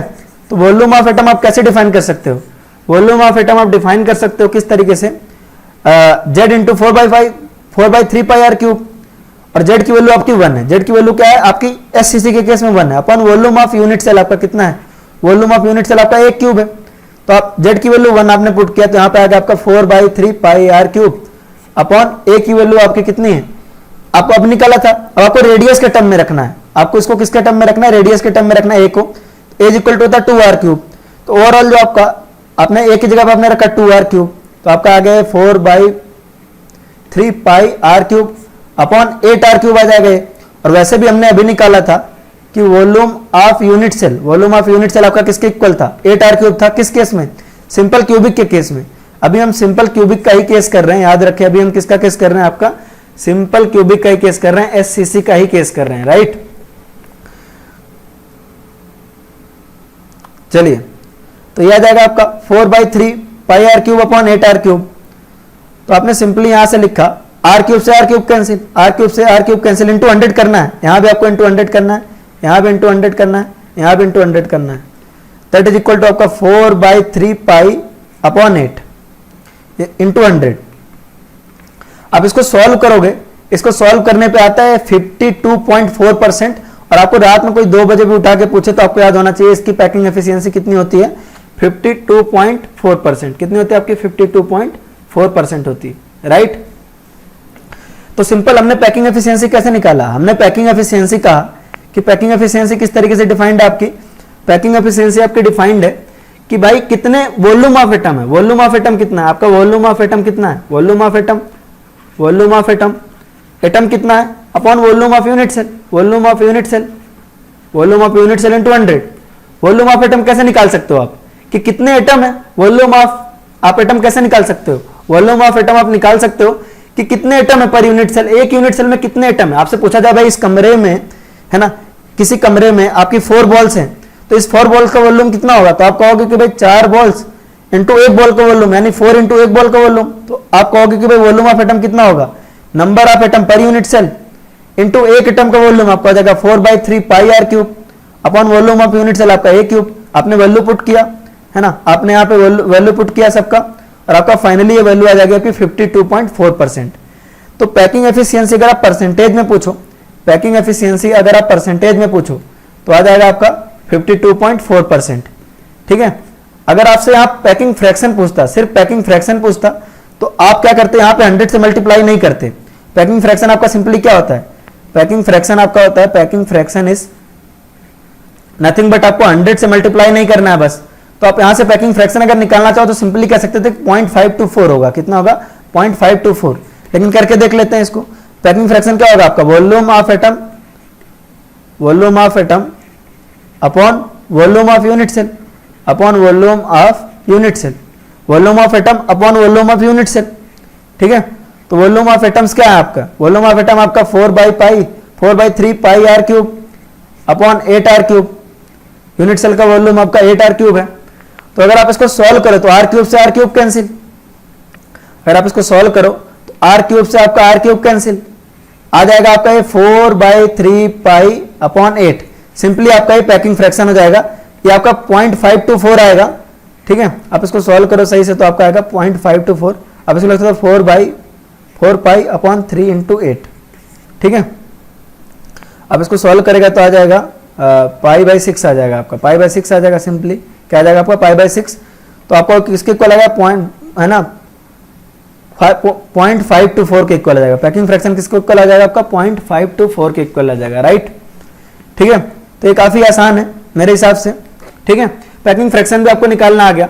ठीक है, और पैकिंग फ्रैक्शन वाला क्वेश्चन एग्जैक्टली आपका, पैकिंग फ्रैक्शन वाला जो क्वेश्चन है वो आपका AIPMT 2007 में आ चुका है। AIPMT 2007 में आ चुका है। AIPMT 2007 में पूछा था आपसे, है ना, क्वेश्चन देख लेते हैं AIPMT 2007 का। कि क्वेश्चन पूछा था आपसे कि SCC के लिए आपको क्या बताना था, पैकिंग फ्रैक्शन बताना था। क्या बताना था आपको, पैकिंग फ्रैक्शन बताना था। SCC के लिए क्या बताना था आपको, पैकिंग फ्रैक्शन बताना था। तो simply packing fraction is what, 4π/3 into 8 that is equal to π/6। Answer ये आपका आ जाएगा पैकिंग फ्रैक्शन। तो आप इसको नोट करते हुए चलें, ये इंपॉर्टेंट बहुत है। आज का लेक्चर आपका बहुत ज्यादा इंपॉर्टेंट है। सेकंड थर्ड मतलब स्टार्टिंग के आपके सॉलिड स्टेट के लेक्चर बहुत ज्यादा इंपॉर्टेंट है। इनसे डायरेक्टली और बहुत आसान क्वेश्चन आते हैं, डायरेक्टली रिजल्ट पे आते हैं। तो आपको रिजल्ट याद रखना चाहिए, आपको भयंकर तरीके से रिजल्ट याद होने चाहिए, मतलब अच्छे से समझ में भी आना चाहिए कि क्यों ऐसा आ रहा है। लेकिन रात के 2 बजे कोई उठा के पूछे तो आपको याद भी होना चाहिए। तो पहली बात आपको कॉन्सेप्ट अच्छे समझ में आना चाहिए, दूसरा आपको याद भी होना चाहिए। तो सिंपली अभी तक आपने देखा कि SCC में पर यूनिट सेल एटम कितने 1, A इज इक्वल टू 2 आ रहा है, या आप लिख सकते हो R is equal to A/2। आपने SCC के लिए अब तक देखा, सिंपल क्यूबिक के लिए आपने देखा। वॉल्यूम ऑफ यूनिट सेल आपका क्या था, A क्यूब था। Volume of unit cell A cube था, या आप इसको 8R क्यूब भी लिख सकते हो, 8R क्यूब लिख सकते हो। ठीक है, ये आपका वॉल्यूम था। वॉल्यूम ऑफ एटम आपका कितना आया था, 4/3 पाई आर क्यूब आया था। पैकिंग एफिशिएंसी आपकी कितनी आई थी, 52.4% आई थी। पैकिंग फ्रैक्शन की अगर बात करो, फ्रैक्शन की बात करो तो आएगा आपका 0.524 आएगा। ठीक है, नेक्स्ट आपका वायर्ड, नेक्स्ट आपका वायर्ड की परसेंटेज वायर्ड कितना है, इसमें क्या है आपका परसेंटेज वायर्ड है, खाली स्थान कितना है। तो अभी हमने कहा कि भाई पैकिंग एफिशिएंसी कितनी है, पैकिंग एफिशिएंसी आपने इसका निकाला था, पैकिंग एफिशिएंसी आपकी आई थी, पैकिंग एफिशिएंसी आपकी आई थी 52.4%, या आप इसको नियरली 52% भी बोल सकते हो ना, मोस्टली बुक में आपको 52% मिलेगा। ठीक है, तो पैकिंग एफिशिएंसी इसकी आ गई 52.4%। तो देखो जितना भरा है 52.4% आपको क्या रिप्रेजेंट कर रहा है, पैकिंग एफिशिएंसी, यानी कि percentage space field by atoms, percentage space filled by atom, filled by atom, field by atoms. तो ये आपका फिल्ड परसेंटेज स्पेस क्या है, आपका फिल्ड बाय एटम्स है। तो बाकी क्या है, बाकी आपका क्या है, खाली है। जो फिल्ड नहीं हो क्या है, खाली है। तो रेस्ट जो बच रहे हैं, रेस्ट जो बच रहे हैं वो क्या है, वायर्ड्स हैं। तो अगर आपका 52.4% पैकिंग एफिशिएंसी है तो परसेंटेज वायर्ड किसके इक्वल हो जाएगा, percentage void is equal to हो जाएगा आपका 100 माइनस पैकिंग एफिशिएंसी। सिंपल सी बात है, 100 माइनस पैकिंग एफिशिएंसी, 100 माइनस आपका पैकिंग एफिशिएंसी। क्यों, क्योंकि आपका जितना स्पेस फिल्ड है उसके अलावा जो बचा हुआ परसेंटेज है वो आपका क्या है, वायर्ड ही तो है।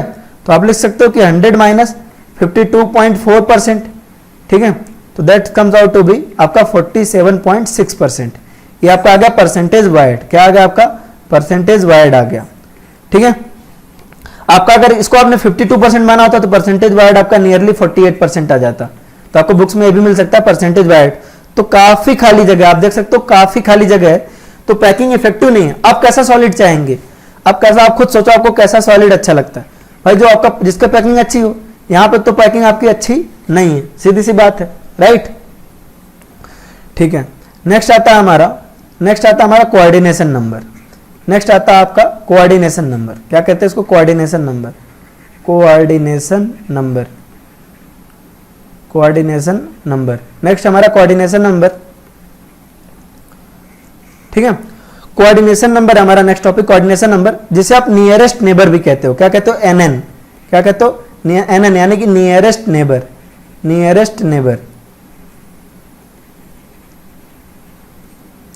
नेबर, ठीक है। आप कहते हो नियरेस्ट नेबर, तो किसी भी एटम का नियरेस्ट नेबर कौन सा होगा, सीधी सी बात है, किसी भी एटम का नियरेस्ट नेबर वही होगा जो इसके साथ चिपका हुआ होगा, बिल्कुल। तो coordination number is nothing but जो इसके साथ चिपका हुआ है, ठीक है। तो आप लिख सकते हो कोऑर्डिनेशन नंबर की डेफिनेशन लिख सकते हो, coordination number is defined as, coordination number is defined as coordination number is defined as number of atoms to which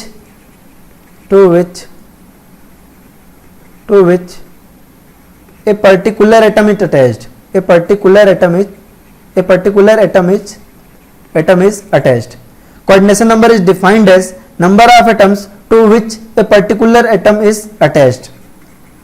ठीक है, आपका पर्टिकुलर एटम जितने एटम से आपका कनेक्टेड हो, टच्ड हो, वो आपका क्या होता है, कोऑर्डिनेशन नंबर होता है। यानी कि कोई भी एटम आपका कितने एटम से टच है वो होता है उसका कोऑर्डिनेशन नंबर। जैसे इस केस में, इस पर्टिकुलर केस में अगर मैं आपसे पूछूं कि इसका कोऑर्डिनेशन नंबर कितना है, इसका कोऑर्डिनेशन नंबर, तो आप कहोगे 2, क्योंकि ये इससे कनेक्टेड है और इससे कनेक्टेड है। अगर आप पूछो कि इसका कोऑर्डिनेशन नंबर कितना, तो आप कहोगे 1, क्योंकि ये इससे कनेक्टेड है।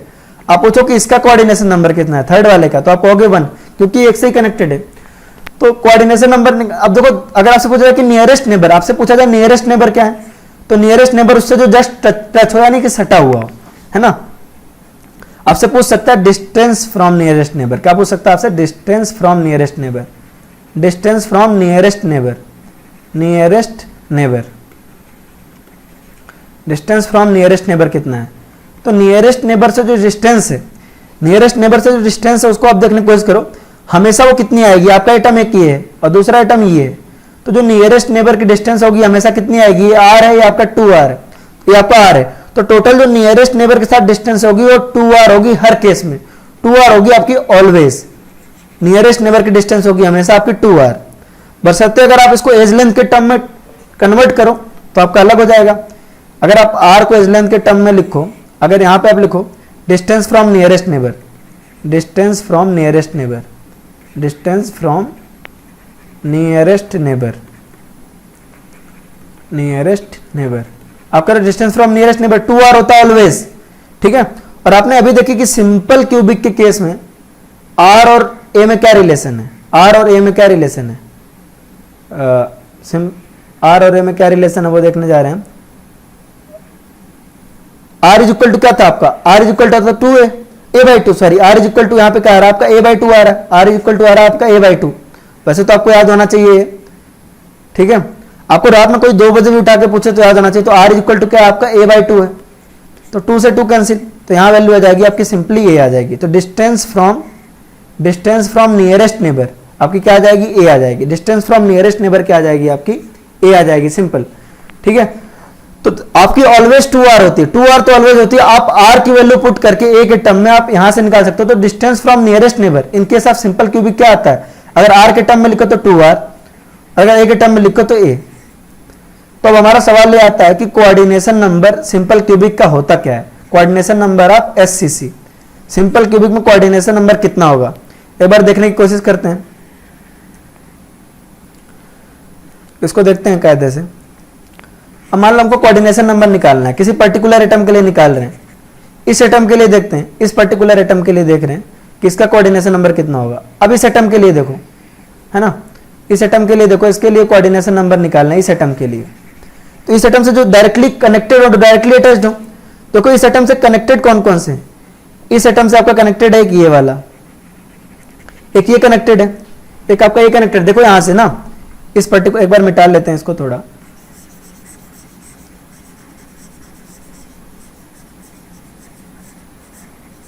इस पर्टिकुलर एटम को देखो, यहां ज्यादा अच्छा विजुअलाइजेशन है। इस पर्टिकुलर एटम को देखो, इस पर्टिकुलर एटम को देखो, तो यहां कनेक्टेड क्या क्या है, इसके साथ टच कौन कौन से, आपका एक ये टच है, दूसरा आपका ये टच है ना, इसके साथ ये टच है। देखो डिस्टेंस आप देखो ऑब्वियसली देख पा रहे हो, यहाँ पे आर है, यहाँ पे आर है, तो इनके बीच की डिस्टेंस क्या है आपकी 2r है, इनके बीच की डिस्टेंस क्या है आपकी 2r है। यहाँ पे आपका r और यहाँ पे आपका r, 2r और 2r को आप एक इक्वल भी लिख सकते हो, राइट। तो इनके बीच की हमेशा नियरेस्ट नेबर की डिस्टेंस हमेशा 2r होती है, हमेशा 2r होती है। आप r की वैल्यू पुट करके एक एटम में भी उसको निकाल सकते हैं हमेशा। देखें एक एटम इसके साथ ये वाला टच है, दूसरा एटम आपका इसके साथ, इसके लिए निकालना है कोऑर्डिनेशन नंबर, दूसरा आपका ये वाला टच है, तीसरा आपका ये वाला टच है। देखो अगर क्यूबिक यूनिट सेल है तो आपका ऐसे रिपीट होता जाएगा, यूनिट सेल इसी तरीके से रिपीट होता जाएगा, एक यूनिट सेल इसके ऊपर भी होगा, एक यूनिट सेल आपका इसके नीचे भी होगा। तो जितनी दूर पे देखो आपका ये है, उतनी दूर पे आगे भी तो एक एटम होगा, उतनी दूर पे आपका क्या होगा, आगे भी एक एटम होगा। अब जितनी दूर पे आपका ये वाला है ना, उतनी दूर पे आपका आगे भी एक एटम होगा, इधर भी आपका एक एटम होगा, और जितनी दूर पे आपका ये है उतनी दूर पे आपका इस तरफ भी एक एटम होगा। तो टोटल इसका कोऑर्डिनेशन नंबर कितना आ रहा है, 6 आ रहा है। मैं क्या कहने की कोशिश कर रहा हूं, ध्यान समझना कि इस एटम को देखो, इस एटम के पीछे एक एटम है यहाँ पे, इस एटम के पीछे आपका क्या है, एक एटम है यहाँ पे, राइट। ये देखो यहाँ पे एक एटम है, इस एटम के बगल में एक एटम है, बगल में एक एटम है, इस एटम के नीचे एक एटम है, राइट। तो आपका नीचे एक एटम आया, तो इस एटम से अभी कनेक्टेड कितने देगा आपको 3। तो ध्यान से देखो, अगर पीछे इस तरीके से टच है तो एक स्फीयर यहाँ आगे भी तो होगा, एक स्फीयर यहाँ आगे भी तो होगा, तो आगे भी एक से टच होगा। ये आपका 1 2 3 कर लो, ठीक है, तो आगे भी टच होगा। अगर ये बगल में एक एटम से टच है तो इस तरफ भी आपका एक एटम से टच होगा। एक्चुअल जो सॉलिड होगा तो 3 डायमेंशनल में पूरा लंबा चौड़ा फैला होता है ना, तो ये इस तरफ टच होगा, तो आपका आ जाएगा ये 5वां एटम। और आपका देखिए अगर इस तरफ आपका किसी एटम से टच है तो आपका ऊपर भी तो एक एटम होगा, इसके ऊपर भी एक एटम होगा, ठीक है। तो आपका नीचे एक एटम है तो आपका ऊपर भी एक एटम होगा। तो टोटल कितने एटम से टच दिख रहा है आपको, टोटल कितने एटम से टच है आपका, 1 2 3 4 5 और 6 एटम से टच है। आप इजिली देख सकते हो, है ना। आप इसको देखो, इस वाले को देख रहे हैं, इस वाले को देख रहे हैं, इस वाले को देख रहे हैं, इस वाले को, तो ये इसके साथ कनेक्टेड है, इसके साथ भी है, ये इसके साथ टच है ना, इसके साथ टच है तो ये इसके साथ भी टच है, ये इसके साथ टच है तो इस नीचे वाले के साथ भी टच है। तो टोटल 6 के साथ टच है। तो इसका कोऑर्डिनेशन नंबर कितना आ जाएगा इस केस में, सिंपल क्यूबिक के केस में जो कोऑर्डिनेशन नंबर आएगा, coordination number is equal to 6 और distance from nearest neighbour is 2r, या आप लिख सकते हो a, ठीक है। ये तो हो गया आपका बेसिक डिटेल्स अबाउट, ये आपका बेसिक डिटेल हो गया किसके बारे में, ये बेसिक डिटेल हो गया आपका सिंपल क्यूबिक यूनिट सेल के बारे में। किसके बारे में हो गया आपका, ये बेसिक डिटेल हो गया आपका सिंपल क्यूबिक यूनिट सेल के बारे में, राइट। तो सिंपल क्यूबिक यूनिट सेल के बारे में हम इतनी चीजें बता सकते हैं आराम से। तो समराइज कर लेते हैं, अभी तक हमने क्या देखा, सिंपल क्यूबिक यूनिट सेल के लिए z यानी कि एटम पर यूनिट आपका क्या होता है 1, है ना। एटम पर यूनिट सेल आपका आता है 1, एज लेंथ आता है आपका 2r, यानी कि आप r इज इक्वल टू लिख सकते हो a/2 लिख सकते हो, a is equal to 2r, आप लिख सकते हो r is equal to a/2 लिख सकते हो, ठीक है। उसके अलावा अगर आप देखो, ठीक है, उसके अलावा देखो आप वॉल्यूम ऑफ यूनिट सेल लिखो तो आएगा आपका 4/3 पाई r क्यूब, सॉरी ये आपका वॉल्यूम ऑफ एटम, क्या आपका वॉल्यूम ऑफ एटम है, वॉल्यूम ऑफ एटम आपका 4/3 पाई r क्यूब है। Volume of unit cell is equal to क्या आपका a क्यूब, या आप इसे लिख सकते हो 8r क्यूब लिख सकते हो, क्या लिख सकते हो आप, a क्यूब या 8r क्यूब लिख सकते हो, ठीक है। नेक्स्ट है, ठीक है, नेक्स्ट आपका क्या है, पैकिंग एफिशिएंसी आपका आया था volume of atom upon volume of unit cell, that comes out to be आपका 52.4%, या फ्रैक्शन अगर आपसे पैकिंग फ्रैक्शन पूछे तो 0.524, राइट। अब अगर आपसे पूछा जाए कि परसेंटेज वायर्ड कितना है, इस केस में आपका परसेंटेज वायर्ड कितना है, आप इसको समरी करके एक बॉक्स में लिख भी लीजिए, ओवरऑल समरी करके आप इसको एक बॉक्स में लिख भी लीजिए, अच्छा रहेगा आपका। परसेंटेज वायर्ड कितना आएगा आपका 47.6% या नियरली आपका 48%। कोऑर्डिनेशन नंबर कितना आ रहा है आपका 6 आ रहा है। डिस्टेंस ऑफ नियरेस्ट नेबर कितना है आपका, डिस्टेंस ऑफ नियरेस्ट नेबर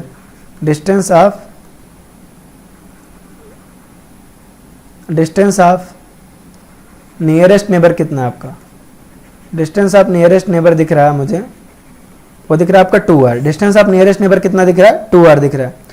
तो नियरेस्ट नेबर की जो डिस्टेंस आएगी वो कितनी आएगी आपकी 2r आएगी, सिंपल सी बात है। नियरेस्ट नेबर की आपकी डिस्टेंस कितनी आएगी 2r आएगी, सीधी सी बात है, राइट। चलिए, ये हो गया हमारा आसान, आसान है, बिल्कुल आसान है, ठीक है। इसको आप नोट करिए, फिर आगे बढ़ेंगे। ये आपका सिंपल क्यूबिक के लिए हो गया।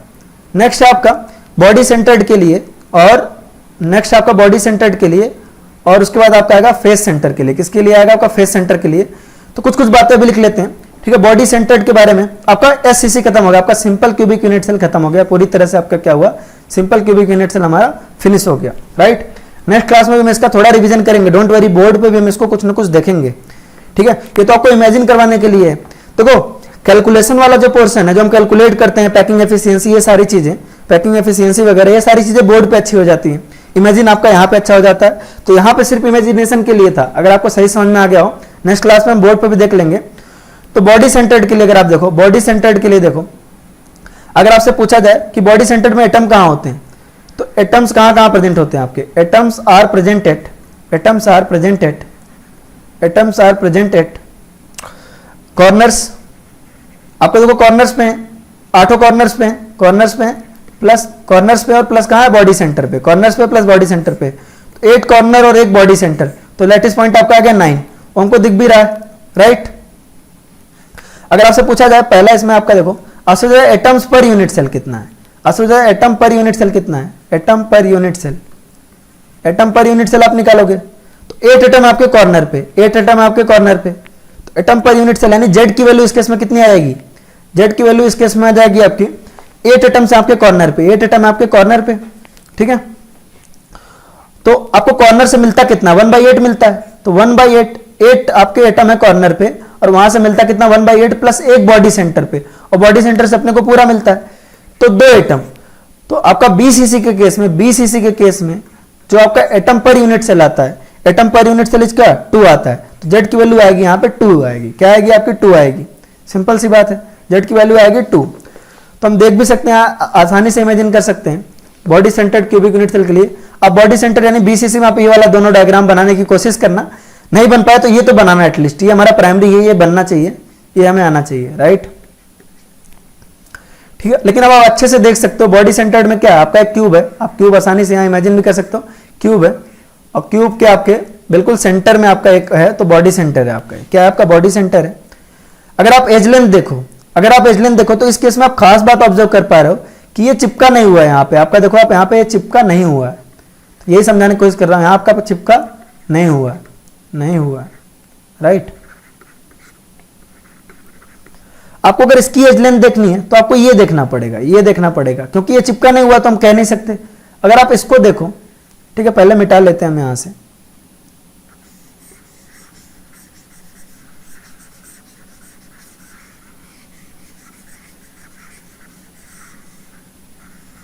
हमारा नेक्स्ट सवाल है, तो पर एटम आप में, पर एटम कितने, पर यूनिट सेल कितने एटम आ गए? इससे इस केस में आपके 2 आ गया, पर एटम कितने आपके आ गए? 2 आ गया, राइट। अब देखिए, अब देखेंगे ध्यान से, एक्सक्यूज मी, हाँ, अब देखिए आपको बताना है कि आपका एज लेंथ कितना है, तो एज लेंथ आपका ए है, आपका एज लेंथ क्या है? यहाँ पे ए है, लेकिन ये हमको आइडिया नहीं लग पा रहा कि रेडियस के टर्म में क्या होगा। तो चलिए देखते हैं कैसे निकल सकता है, ऐसे निकल सकता है। आप इसका कैसे एज लेंथ निकाल सकते हैं? यहां से यहां देखिए, यहां से यहां तक की लेंथ होगी क्या? यहां से यहां तक की लेंथ होगी, ये बॉडी डायगोनल है, और बॉडी डायगोनल की लेंथ होती है आपकी √3 है। आपको बताया था बॉडी डायगोनल और बॉडी डायगोनल की लेंथ होती है आपकी √3 है, और √3 है क्या क्या? √3 में आया क्या क्या? आपका आर आया है, फिर ये वाला स्फेयर आपका पूरा आ गया, ये देखो आप, ये वाला जो बड़ा वाला स्फेयर है ये पूरा आ गया है, ये छोटा वाला स्फेयर केवल इतना आया है, ये वाला स्फेयर केवल इतना आया, तो ये रेडियस आपका आर, ये रेडियस आपका आर, ये रेडियस आपका आर, और ये रेडियस आपका आर, तो टोटल आपका 4r आ रहा है। ये डिस्टेंस आपकी कितनी? आपकी टोटल 4r है। कितनी डिस्टेंस आपकी? 4r डिस्टेंस है, और 4r को आप किसके को ले सकते हो? √3 के। चलो इसको हम डायग्राम के थ्रू अच्छे समझते हैं, इसको हम कायदे से समझेंगे, हम क्या कहने की कोशिश कर रहे हैं। हमारा एक बॉडी सेंटर पे एटम है, ये हमारा बॉडी सेंटर वाला एटम है, ये हमारा कॉर्नर वाला एटम है, ये हमारा इस कॉर्नर वाला एटम है, राइट। ऐसा है, बाकियों को हम रहने देते हैं, अभी बाकियों को रहने देते हैं। तो अगर आप बॉडी सेंटर देखो, बॉडी डायगोनल देखो, तो इस पॉइंट से इस पॉइंट पे आएगा, इस पॉइंट पे इस पॉइंट पे आएगा। तो अगर आप बॉडी डायगोनल को, body diagonal is equal to, आपको क्या होता है? बॉडी डायगोनल, आप सेकंड आप लिख रहे हो, एज लेंथ निकाल रहे हो, क्या निकाल रहे हो आप? एज लेंथ निकाल रहे हो, एज लेंथ निकाल रहे हो, एज लेंथ निकाल रहे हैं, तो edge length is equal to क्या हो जाएगा, बॉडी डायगोनल की लेंथ देख लेते हैं पहले। Body diagonal is equal to कितना होता है आपका, √3a होता है। क्या होता है आपका, √3a होता है। बॉडी डायगोनल आपका किसके इक्वल आता है, √3a के इक्वल आता है। किसके इक्वल आता है आपका, √3a के इक्वल आता है। और √3a आप अगर यहां से कायदे से देखो, एक बार यार ये फिर से गंदा हो गया है, इसको फिर से मिटाना पड़ेगा, फिर बनाएंगे, डोंट वरी, लेकिन हमको समझ में अच्छे से आना चाहिए।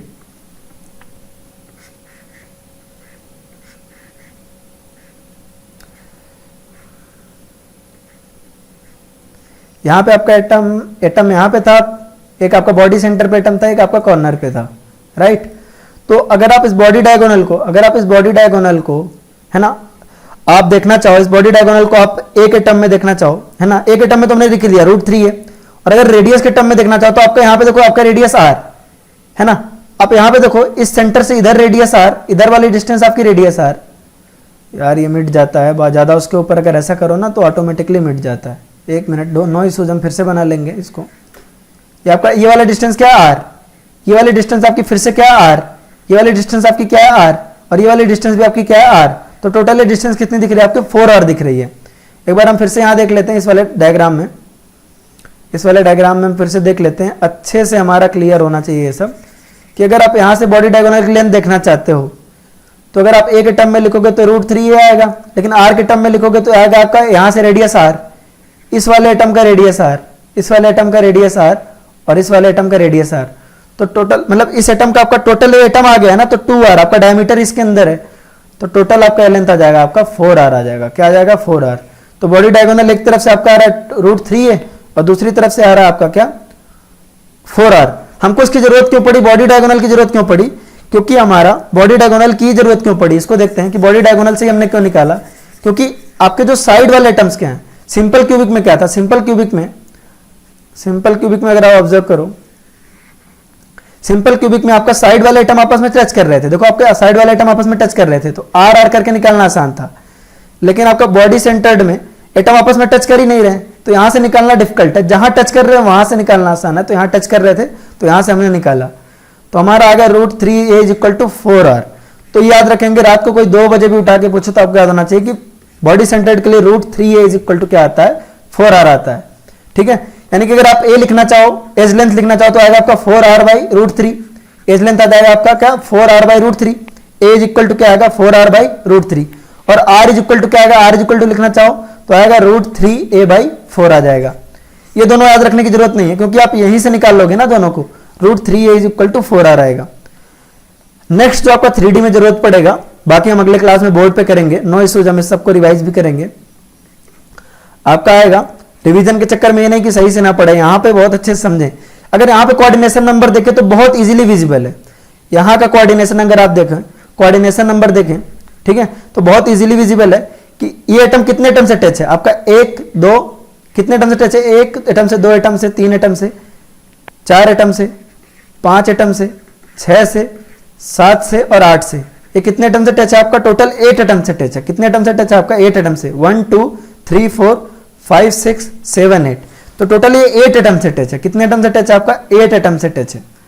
ठीक है, तो आप इसका कोऑर्डिनेशन नंबर लिख सकते हो 8, सिंपल कोऑर्डिनेशन नंबर लिख सकते हो 8, है ना। पिछले वाले का एससीसी का कोऑर्डिनेशन नंबर कितना था, 6, और इसका कोऑर्डिनेशन नंबर कितना, 8, और वो हमारा विजिबल भी है। हमारा विजिबल भी है कि ये जो एटम है आपका कितने एटम से टच है, 8। ये बॉडी सेंटर में देखो आप कितने एटम से टच है, एक इधर, एक इधर, एक इधर, एक इधर, 4 5 6 7 और एक पीछे वो हमको दिखाई नहीं दे रहा है, राइट, एक पीछे वो हमको दिखाई नहीं दे रहा, तो टोटल 8। अब इस एटम को देखो ना, कितने एटम से टच है आपका, इससे भी टच है, इससे भी टच है, इससे भी टच है, इससे भी टच है, इससे भी टच है, इससे भी टच है, इससे भी टच है, इससे भी टच है। कोऑर्डिनेशन नंबर की असली फीलिंग आपको इस वाले डायग्राम से आएगी, इस वाले डायग्राम से जो मैं मिटा रहा हूं अभी, इस वाले डायग्राम से आएगी कोऑर्डिनेशन नंबर की रियल फीलिंग। कि सीधी सी बात है कि ये एटम आपका कितने एटम से टच है, 8, 1 2 3 4 5 6 7 8, 8 एटम से टच है, तो कोऑर्डिनेशन नंबर इसका होगा क्या, सिंपली 8 होगा। ठीक है, और आप कह सकते हो नियरेस्ट नेबर, अगर आप सोचते नंबर ऑफ नियरेस्ट नेबर है, आप कह सकते हो नियरेस्ट नेबर कितने हैं इसके, नंबर ऑफ नियरेस्ट नेबर आपके 8। डिस्टेंस ऑफ नियरेस्ट नेबर हमेशा 2r के इक्वल होती थी। डिस्टेंस ऑफ नियरेस्ट नेबर हमेशा किसके इक्वल होती थी, 2r के। डिस्टेंस ऑफ नियरेस्ट नेबर किसके इक्वल होती थी हमेशा, नियरेस्ट नेबर वो किसके इक्वल होती थी हमेशा, वो 2r के इक्वल होती थी। वो किसके इक्वल होती थी? 2r के इक्वल होती थी। अब 2r अगर एक टर्म में आपको चाहिए, डिस्टेंस ऑफ नियरेस्ट नेबर अगर आपको एक टर्म में चाहिए, देखो r is equal to BCC के केस में कितना होता है? r इज इक्वल टू होता है आपका, r इज इक्वल टू होता है आपका √3a/4, √3a/4 होता है। आपने r की जगह √3a/4 पुट किया, एक टर्म में आप निकाल सकते हो। यहाँ पे आएगा √3, 2 1 जा 2, 2 2 जा, तो √3a/2 हो जाएगा। नियरेस्ट नेबर क्या हो जाएगा? यहाँ पे √3a/2 हो जाएगा। सीधी सी बात है, √3a/2 हो जाएगा। ठीक है, तो अभी हम इसमें बहुत सारी चीजें करेंगे। इसके लिए भी हम पैकिंग फ्रैक्शन वगैरह और बाकी चीजें कैलकुलेट करेंगे। अभी आप बस 3 चीजें नोट करके रखिए। इस क्लास में हमने, है ना, बॉडी सेंटर्ड के लिए केवल 3 चीजें सीखी, है ना। पहली हमने सीखी कि आपका पर एटम यूनिट सेल कितने होते हैं आपके 2। दूसरी चीज हमने सीखी एज लेंथ। एज लेंथ के लिए हमने सिंपल देखा था। एज लेंथ के लिए हमने सिंपल क्या देखा? √3a इज इक्वल टू क्या होता है आपका? 4r होता है। क्या होता है आपका? √3a is equal to 4r होता है। ठीक है, और हमने तीसरी चीज सीखी कोऑर्डिनेशन नंबर, जो कि आपका इस केस में आता है 8। डिस्टेंस ऑफ नियरेस्ट नेबर आपका 2r, और r की जगह आप a की वैल्यू पुट करो, एक टर्म में r की वैल्यू पुट करो तो आपका आ जाएगा √2 इंटू √3a/4, यानी क्या आएगा आपका? √3a/2 आ जाएगा, √3a/2 आ जाएगा। ये चीजें हमने देख ली। बाकी हम इसमें अभी बाकी है हमारा, इसमें हमारा क्या क्या बाकी है? Volume of unit cell, volume of atom, है ना, volume of unit cell, volume of atom, packing efficiency इसमें बाकी है, लेकिन उसको हम बड़ा आराम से बोर्ड पे भी कर सकते हैं। उसके लिए हमें 3D विजुअलाइजेशन की जरूरत नहीं है, तो आप इसको नोट करें। नेक्स्ट टॉपिक है हमारा face centred cubic unit cell. क्या है हमारा? Face centred cubic unit cell, right. तो face centred cubic unit cell में आप ऐसा कह सकते हो कि आपका 8 एटम कहाँ है? 8 एटम्स ऑन कहाँ है? कॉर्नर्स हैं। 8 एटम क्या है आपके? On corners. 8 एटम है आपका ऑन कॉर्नर्स। कॉर्नर पे कितने एटम है आपके? 8 एटम से। कितने एटम है आपके कॉर्नर पे? आपके 8 एटम है। और 6 एटम कहाँ है? फेस सेंटर पे। कितने एटम है आपके? 6 एटम है आपके फेस सेंटर पे। तो टोटल लैटिस पॉइंट आपके कितने हो गए? 14 हो गए। 14 आपका 8 + 6 करके आओगे, राइट। अगर आप इस केस में देखो, है ना, इस केस में देखो पर एटम यूनिट सेल क्या है? जेड की वैल्यू। तो पहला आप निकाल रहे हो क्या? फेस सेंटर के केस में निकाल रहे हो आप atoms per unit cell. Atoms per unit cell कितने होंगे? एटम्स पर यूनिट सेल निकाल रहे हैं। क्या निकालना है हम? एटम्स पर यूनिट सेल निकाल रहे हैं। तो एटम्स पर यूनिट सेल हमारे कितने आ जाएंगे? एटम्स पर यूनिट सेल हमारा होगा जेड के इक्वल, और जेड इज इक्वल टू होगा आपका, देखिए 8 एटम आपके कहाँ है? आपको फेस सेंटर्ड में ये वाला डायग्राम बनाना है, ये वाला बनाना है। ये वाला आप बना नहीं पाएंगे तो मत बनाइए, रहने दीजिए। ये वाला बनाइए केवल कि ये 8 एटम आपके कहाँ है? कॉर्नर्स पे है। 8 एटम आपका कॉर्नर पे है, ठीक है। ये लेक्चर यार आई नो थोड़ा लंबा हो रहा है, मैं देख पा रहा हूं कि थोड़ा लंबा हो जा रहा है लेक्चर, लेकिन इंपॉर्टेंट है, इसको बीच में रोक नहीं सकते क्योंकि आपको अच्छे से तभी समझ में आएगा। नेक्स्ट क्लास में हम इसके आगे कंटिन्यू कर लेंगे। देखिए 8 एटम आपके कहाँ कॉर्नर पे हैं और 6 आपके कहाँ है? 6 आपके फेस सेंटर पे हैं। 1 2 3 4 5 6, ये ऊपर, ये नीचे, ये आगे, ये पीछे, ये अगल, ये बगल, ठीक है। तो एटम्स पर यूनिट से लगा आप निकाल लो, तो आप देखो 8 एटम है कॉर्नर पे, आपको कॉर्नर से कितना मिल रहा है? 1/8 मिल रहा है। और आपको कहाँ है? और आपका है 6 एटम आपके फेस सेंटर पे, फेस सेंटर से मिलता है आपको 1/2। तो total Z per unit cell कितना आ गया? 4।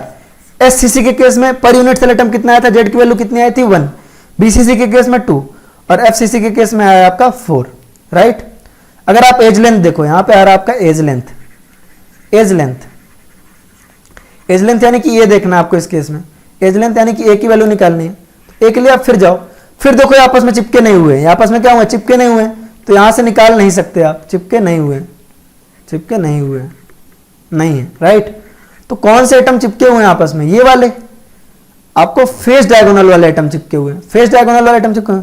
फेस डायगोनल की लेंथ क्या होती है आपकी? √2a। तो आप लिख सकते हो length of face diagonal is √2a। और रेडियस के टर्म में देखो तो आपका क्या आ रहा है? r r r, और यहां पे आपका r। देखिए आपको यहां से यहां तक की लेंथ आपकी r है, यहां से यहां तक की लेंथ आपकी r है, यहां से यहां तक की लेंथ आपकी r है, और यहां से यहां तक की लेंथ आपकी क्या r है? तो टोटल 4r आ रहा है। तो फेस डायगोनल की लेंथ ऑफ फेस डायगोनल अगर आप देखो, आप देखो length of face diagonal, length of face diagonal आपका कितना आ रहा है? लेंथ ऑफ फेस डायगोनल आपको पता है कितना होता है? √2a होता है, √2a होता है। और यहां से लेंथ ऑफ फेस डायगोनल हम इजीली देख पा रहे हैं, यहां से अगर हम ऑब्जर्व करें तो यहां आ रहा है आपका r, यहां पे आ रहा है आपका r, यहां भी आपका आ रहा है r, और यहां भी आ रहा है आपका r। तो total length of face diagonal हो गया आपका 4r। कितना हो गया आपका? 4r हो गया। तो आप यहां देख पाओगे आराम से √2a = 4r। तो ये जो लाइन आपको √2a = 4r आपको बिल्कुल याद होनी चाहिए, √2 इज इक्वल टू 4r, आपको एकदम रात में 2 बजे भी याद होना चाहिए, ठीक है। यहां से आप a इज इक्वल टू क्या लिख सकते हो, 4r upon √2, that comes out to be 2√2r। a is equal to यहां से क्या आ गया आपका, a इज इक्वल टू आ गया आपका 2√2r आ गया, 2√2r आ गया। a इज इक्वल टू क्या आ गया, बस थोड़ा पेशेंस और रखिए, आई नो थोड़ा है ना टाइम हो रहा है लेक्चर का, बट नो इशूज, है ना, थोड़ा पेशेंस और रखिए, है ना, मेरी बात मानिए, थोड़ा पेशेंस और रखिए, मैं खुद आपकी बात समझ सकता हूं आपकी जगह पे, बस थोड़ा पेशेंस और, है ना, मुझे थोड़ा टाइम दे, मैक्सिमम 5 मिनट। अब तो a इज इक्वल टू क्या आ गया, 2√2r आ गया, a इज इक्वल टू क्या आ गया आपका 2√2r आ गया, और आप है ना √2 इज इक्वल टू आपका 4r आया था, यहां से आप a इज इक्वल टू क्या निकाल सकते हो, √2 आपने इधर ले आया, और आपको रेडियस इज इक्वल टू निकालना है, √2 इज इक्वल टू 4r है, आपको रेडियस इज इक्वल टू निकाला तो आपको ये इधर ले जाना पड़ेगा, 4 को इधर ले जाना पड़ेगा, तो r इज इक्वल टू आएगा आपका √2a upon 4, that come out to be radius equal to a upon 2√2 आ जाएगा, रेडियस इज इक्वल टू। तो ये दोनों एक्सप्रेशन ऐसे हैं जो आपको याद रखने हैं, ये दोनों आपको एक्सप्रेशन याद रखने हैं। नेक्स्ट अब हमारा लास्ट टॉपिक आज के लेक्चर का, मुझे पता है कि आप अब सोच रहे हो कि अब खत्म होगा, कब खत्म होगा, बस अब लास्ट लेक्चर है, मतलब लास्ट टॉपिक है ना। थर्ड आपका कोऑर्डिनेशन नंबर देख लें, अगर आप कोऑर्डिनेशन नंबर या नियरेस्ट नेबर आप पूछ रहे हैं कितने हैं, तो ध्यान देंगे नियरेस्ट नेबर कितने होंगे, किसी एक एटम को लो, किसी एक एटम को लो, ठीक है, इसको मैं नेक्स्ट क्लास में भी इलैबोरेट कर देंगे, इसको देखो, ठीक है, इसको देखो, इसको अगर आप ऑब्जर्व करो तो इससे कौन कौन से एटम टच है, इसको अगर आप टच आप देखो, ठीक है, कायदे से आप ऑब्जर्व करना, पहले हम इसको मिटा ही लेते हैं सारे को,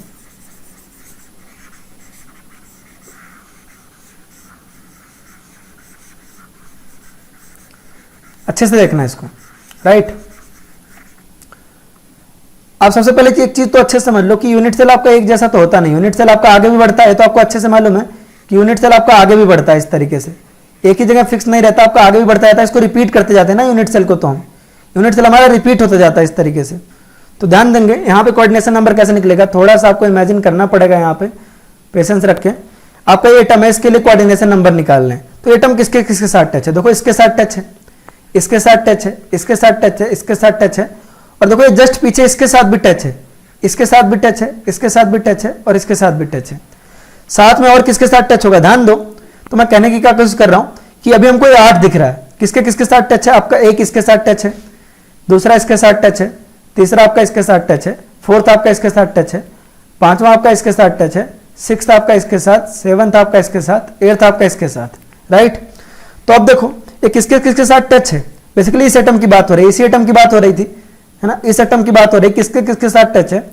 तो ये एटम जो है आपका, ये वाला एटम जो है, ये वाला, ये टच है इसके साथ, 1 2 3 4 एटम के साथ टच है। साथ में देखो हमने कहा ये इसके साथ टच है, पांचवा एटम ये है, इसके रेस्पेक्ट में देखते हैं, इसके रेस्पेक्ट में पहला एटम ये है, पहला एटम आपका ये वाला है, फर्स्ट एटम आपका ये वाला है, ये वाला है आपका फर्स्ट एटम, ये वाला आपका सेकंड एटम, इसी के रेस्पेक्ट में देख रहे हैं बिल्कुल, ये आपका थर्ड एटम, ये आपका फोर्थ एटम, पांचवा आपका ये है, सिक्स्थ आपका ये वाला है, सेवंथ आपका ये पीछे इस तरफ होगा आपका एक, और एट्थ आपका यहाँ नीचे होगा इस तरफ एक। तो सिमिलरली देखो, है ना, सिमिलरली देखो कि इस फेस पे भी, है ना, इधर भी तो आपके फेस सेंटर होंगे 4, है ना, इस यूनिट सेल में भी 4 होंगे जो इसके साथ चिपके होंगे, है ना। इसको इमेजिन कर पाना थोड़ा सा मुश्किल है ना, थोड़ा सा मुश्किल है, ध्यान देंगे इसको मैं क्या कह रहा हूं, बहुत गंदा हो गया, इसको हम साफ सुथरा करके एक फाइनल टच देते हैं। अगर आप देखो, मैं कहने की कोशिश कर रहा हूं कि अगर आप इस क्यूबिक यूनिट सेल को आगे बढ़ाओ तो ये कैसा दिखेगा, आपका इस तरह होगा, ये आपका इधर आएगा, ये आपका इस तरफ आएगा, आपका इस तरफ आएगा, और यहां पर भी एक फेस सेंटर में आपका बना होगा, यहां पर भी एक फेस सेंटर पे बना होगा। तो बेसिकली मैं कहने की क्या कोशिश कर रहा हूं कि यहां पे ये वाला जो एटम है वो किसके किसके साथ टच है, ये वाला एटम टच है आपका एक इसके साथ, दूसरा इसके साथ, तीसरा इसके साथ, चौथा इसके साथ, राइट। 1 2 3 4 और पांचवा आपका इसके साथ है, सिक्स्थ आपका इसके साथ है, सेवंथ आपका इसके साथ है, एट्थ आपका इसके साथ है, और ये सारे एटम है किसके, ये फेस सेंटर वाले एटम है, किसके एटम है, आपके फेस सेंटर वाले। सुनेंगे अच्छे से,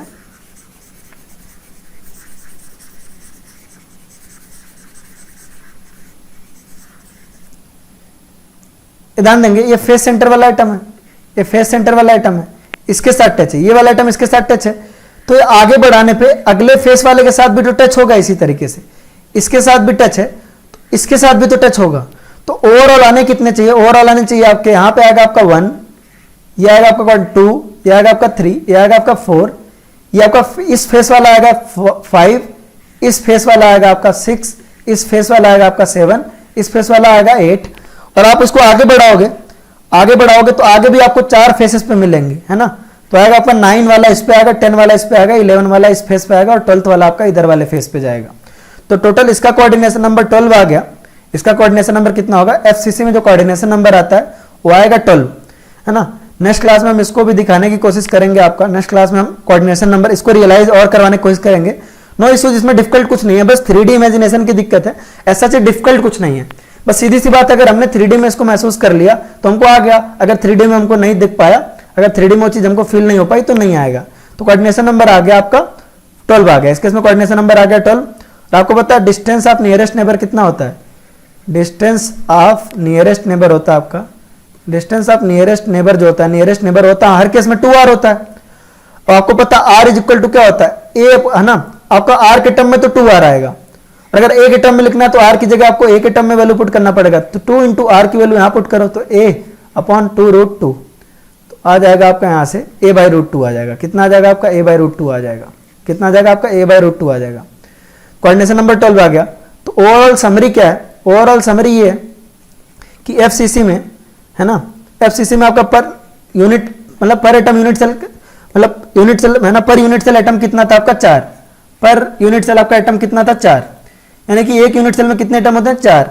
कोऑर्डिनेशन नंबर था 12। कोऑर्डिनेशन नंबर था कितना? 12। डिस्टेंस ऑफ नियरेस्ट नेबर क्या था आपका? 2r। और अगर एक एटम में लिखना चाहो तो a/√2। और आपका एज लेंथ कितना था आपका? √2 एज इक्वल टू 4r। ये था आपका बीसीसी का।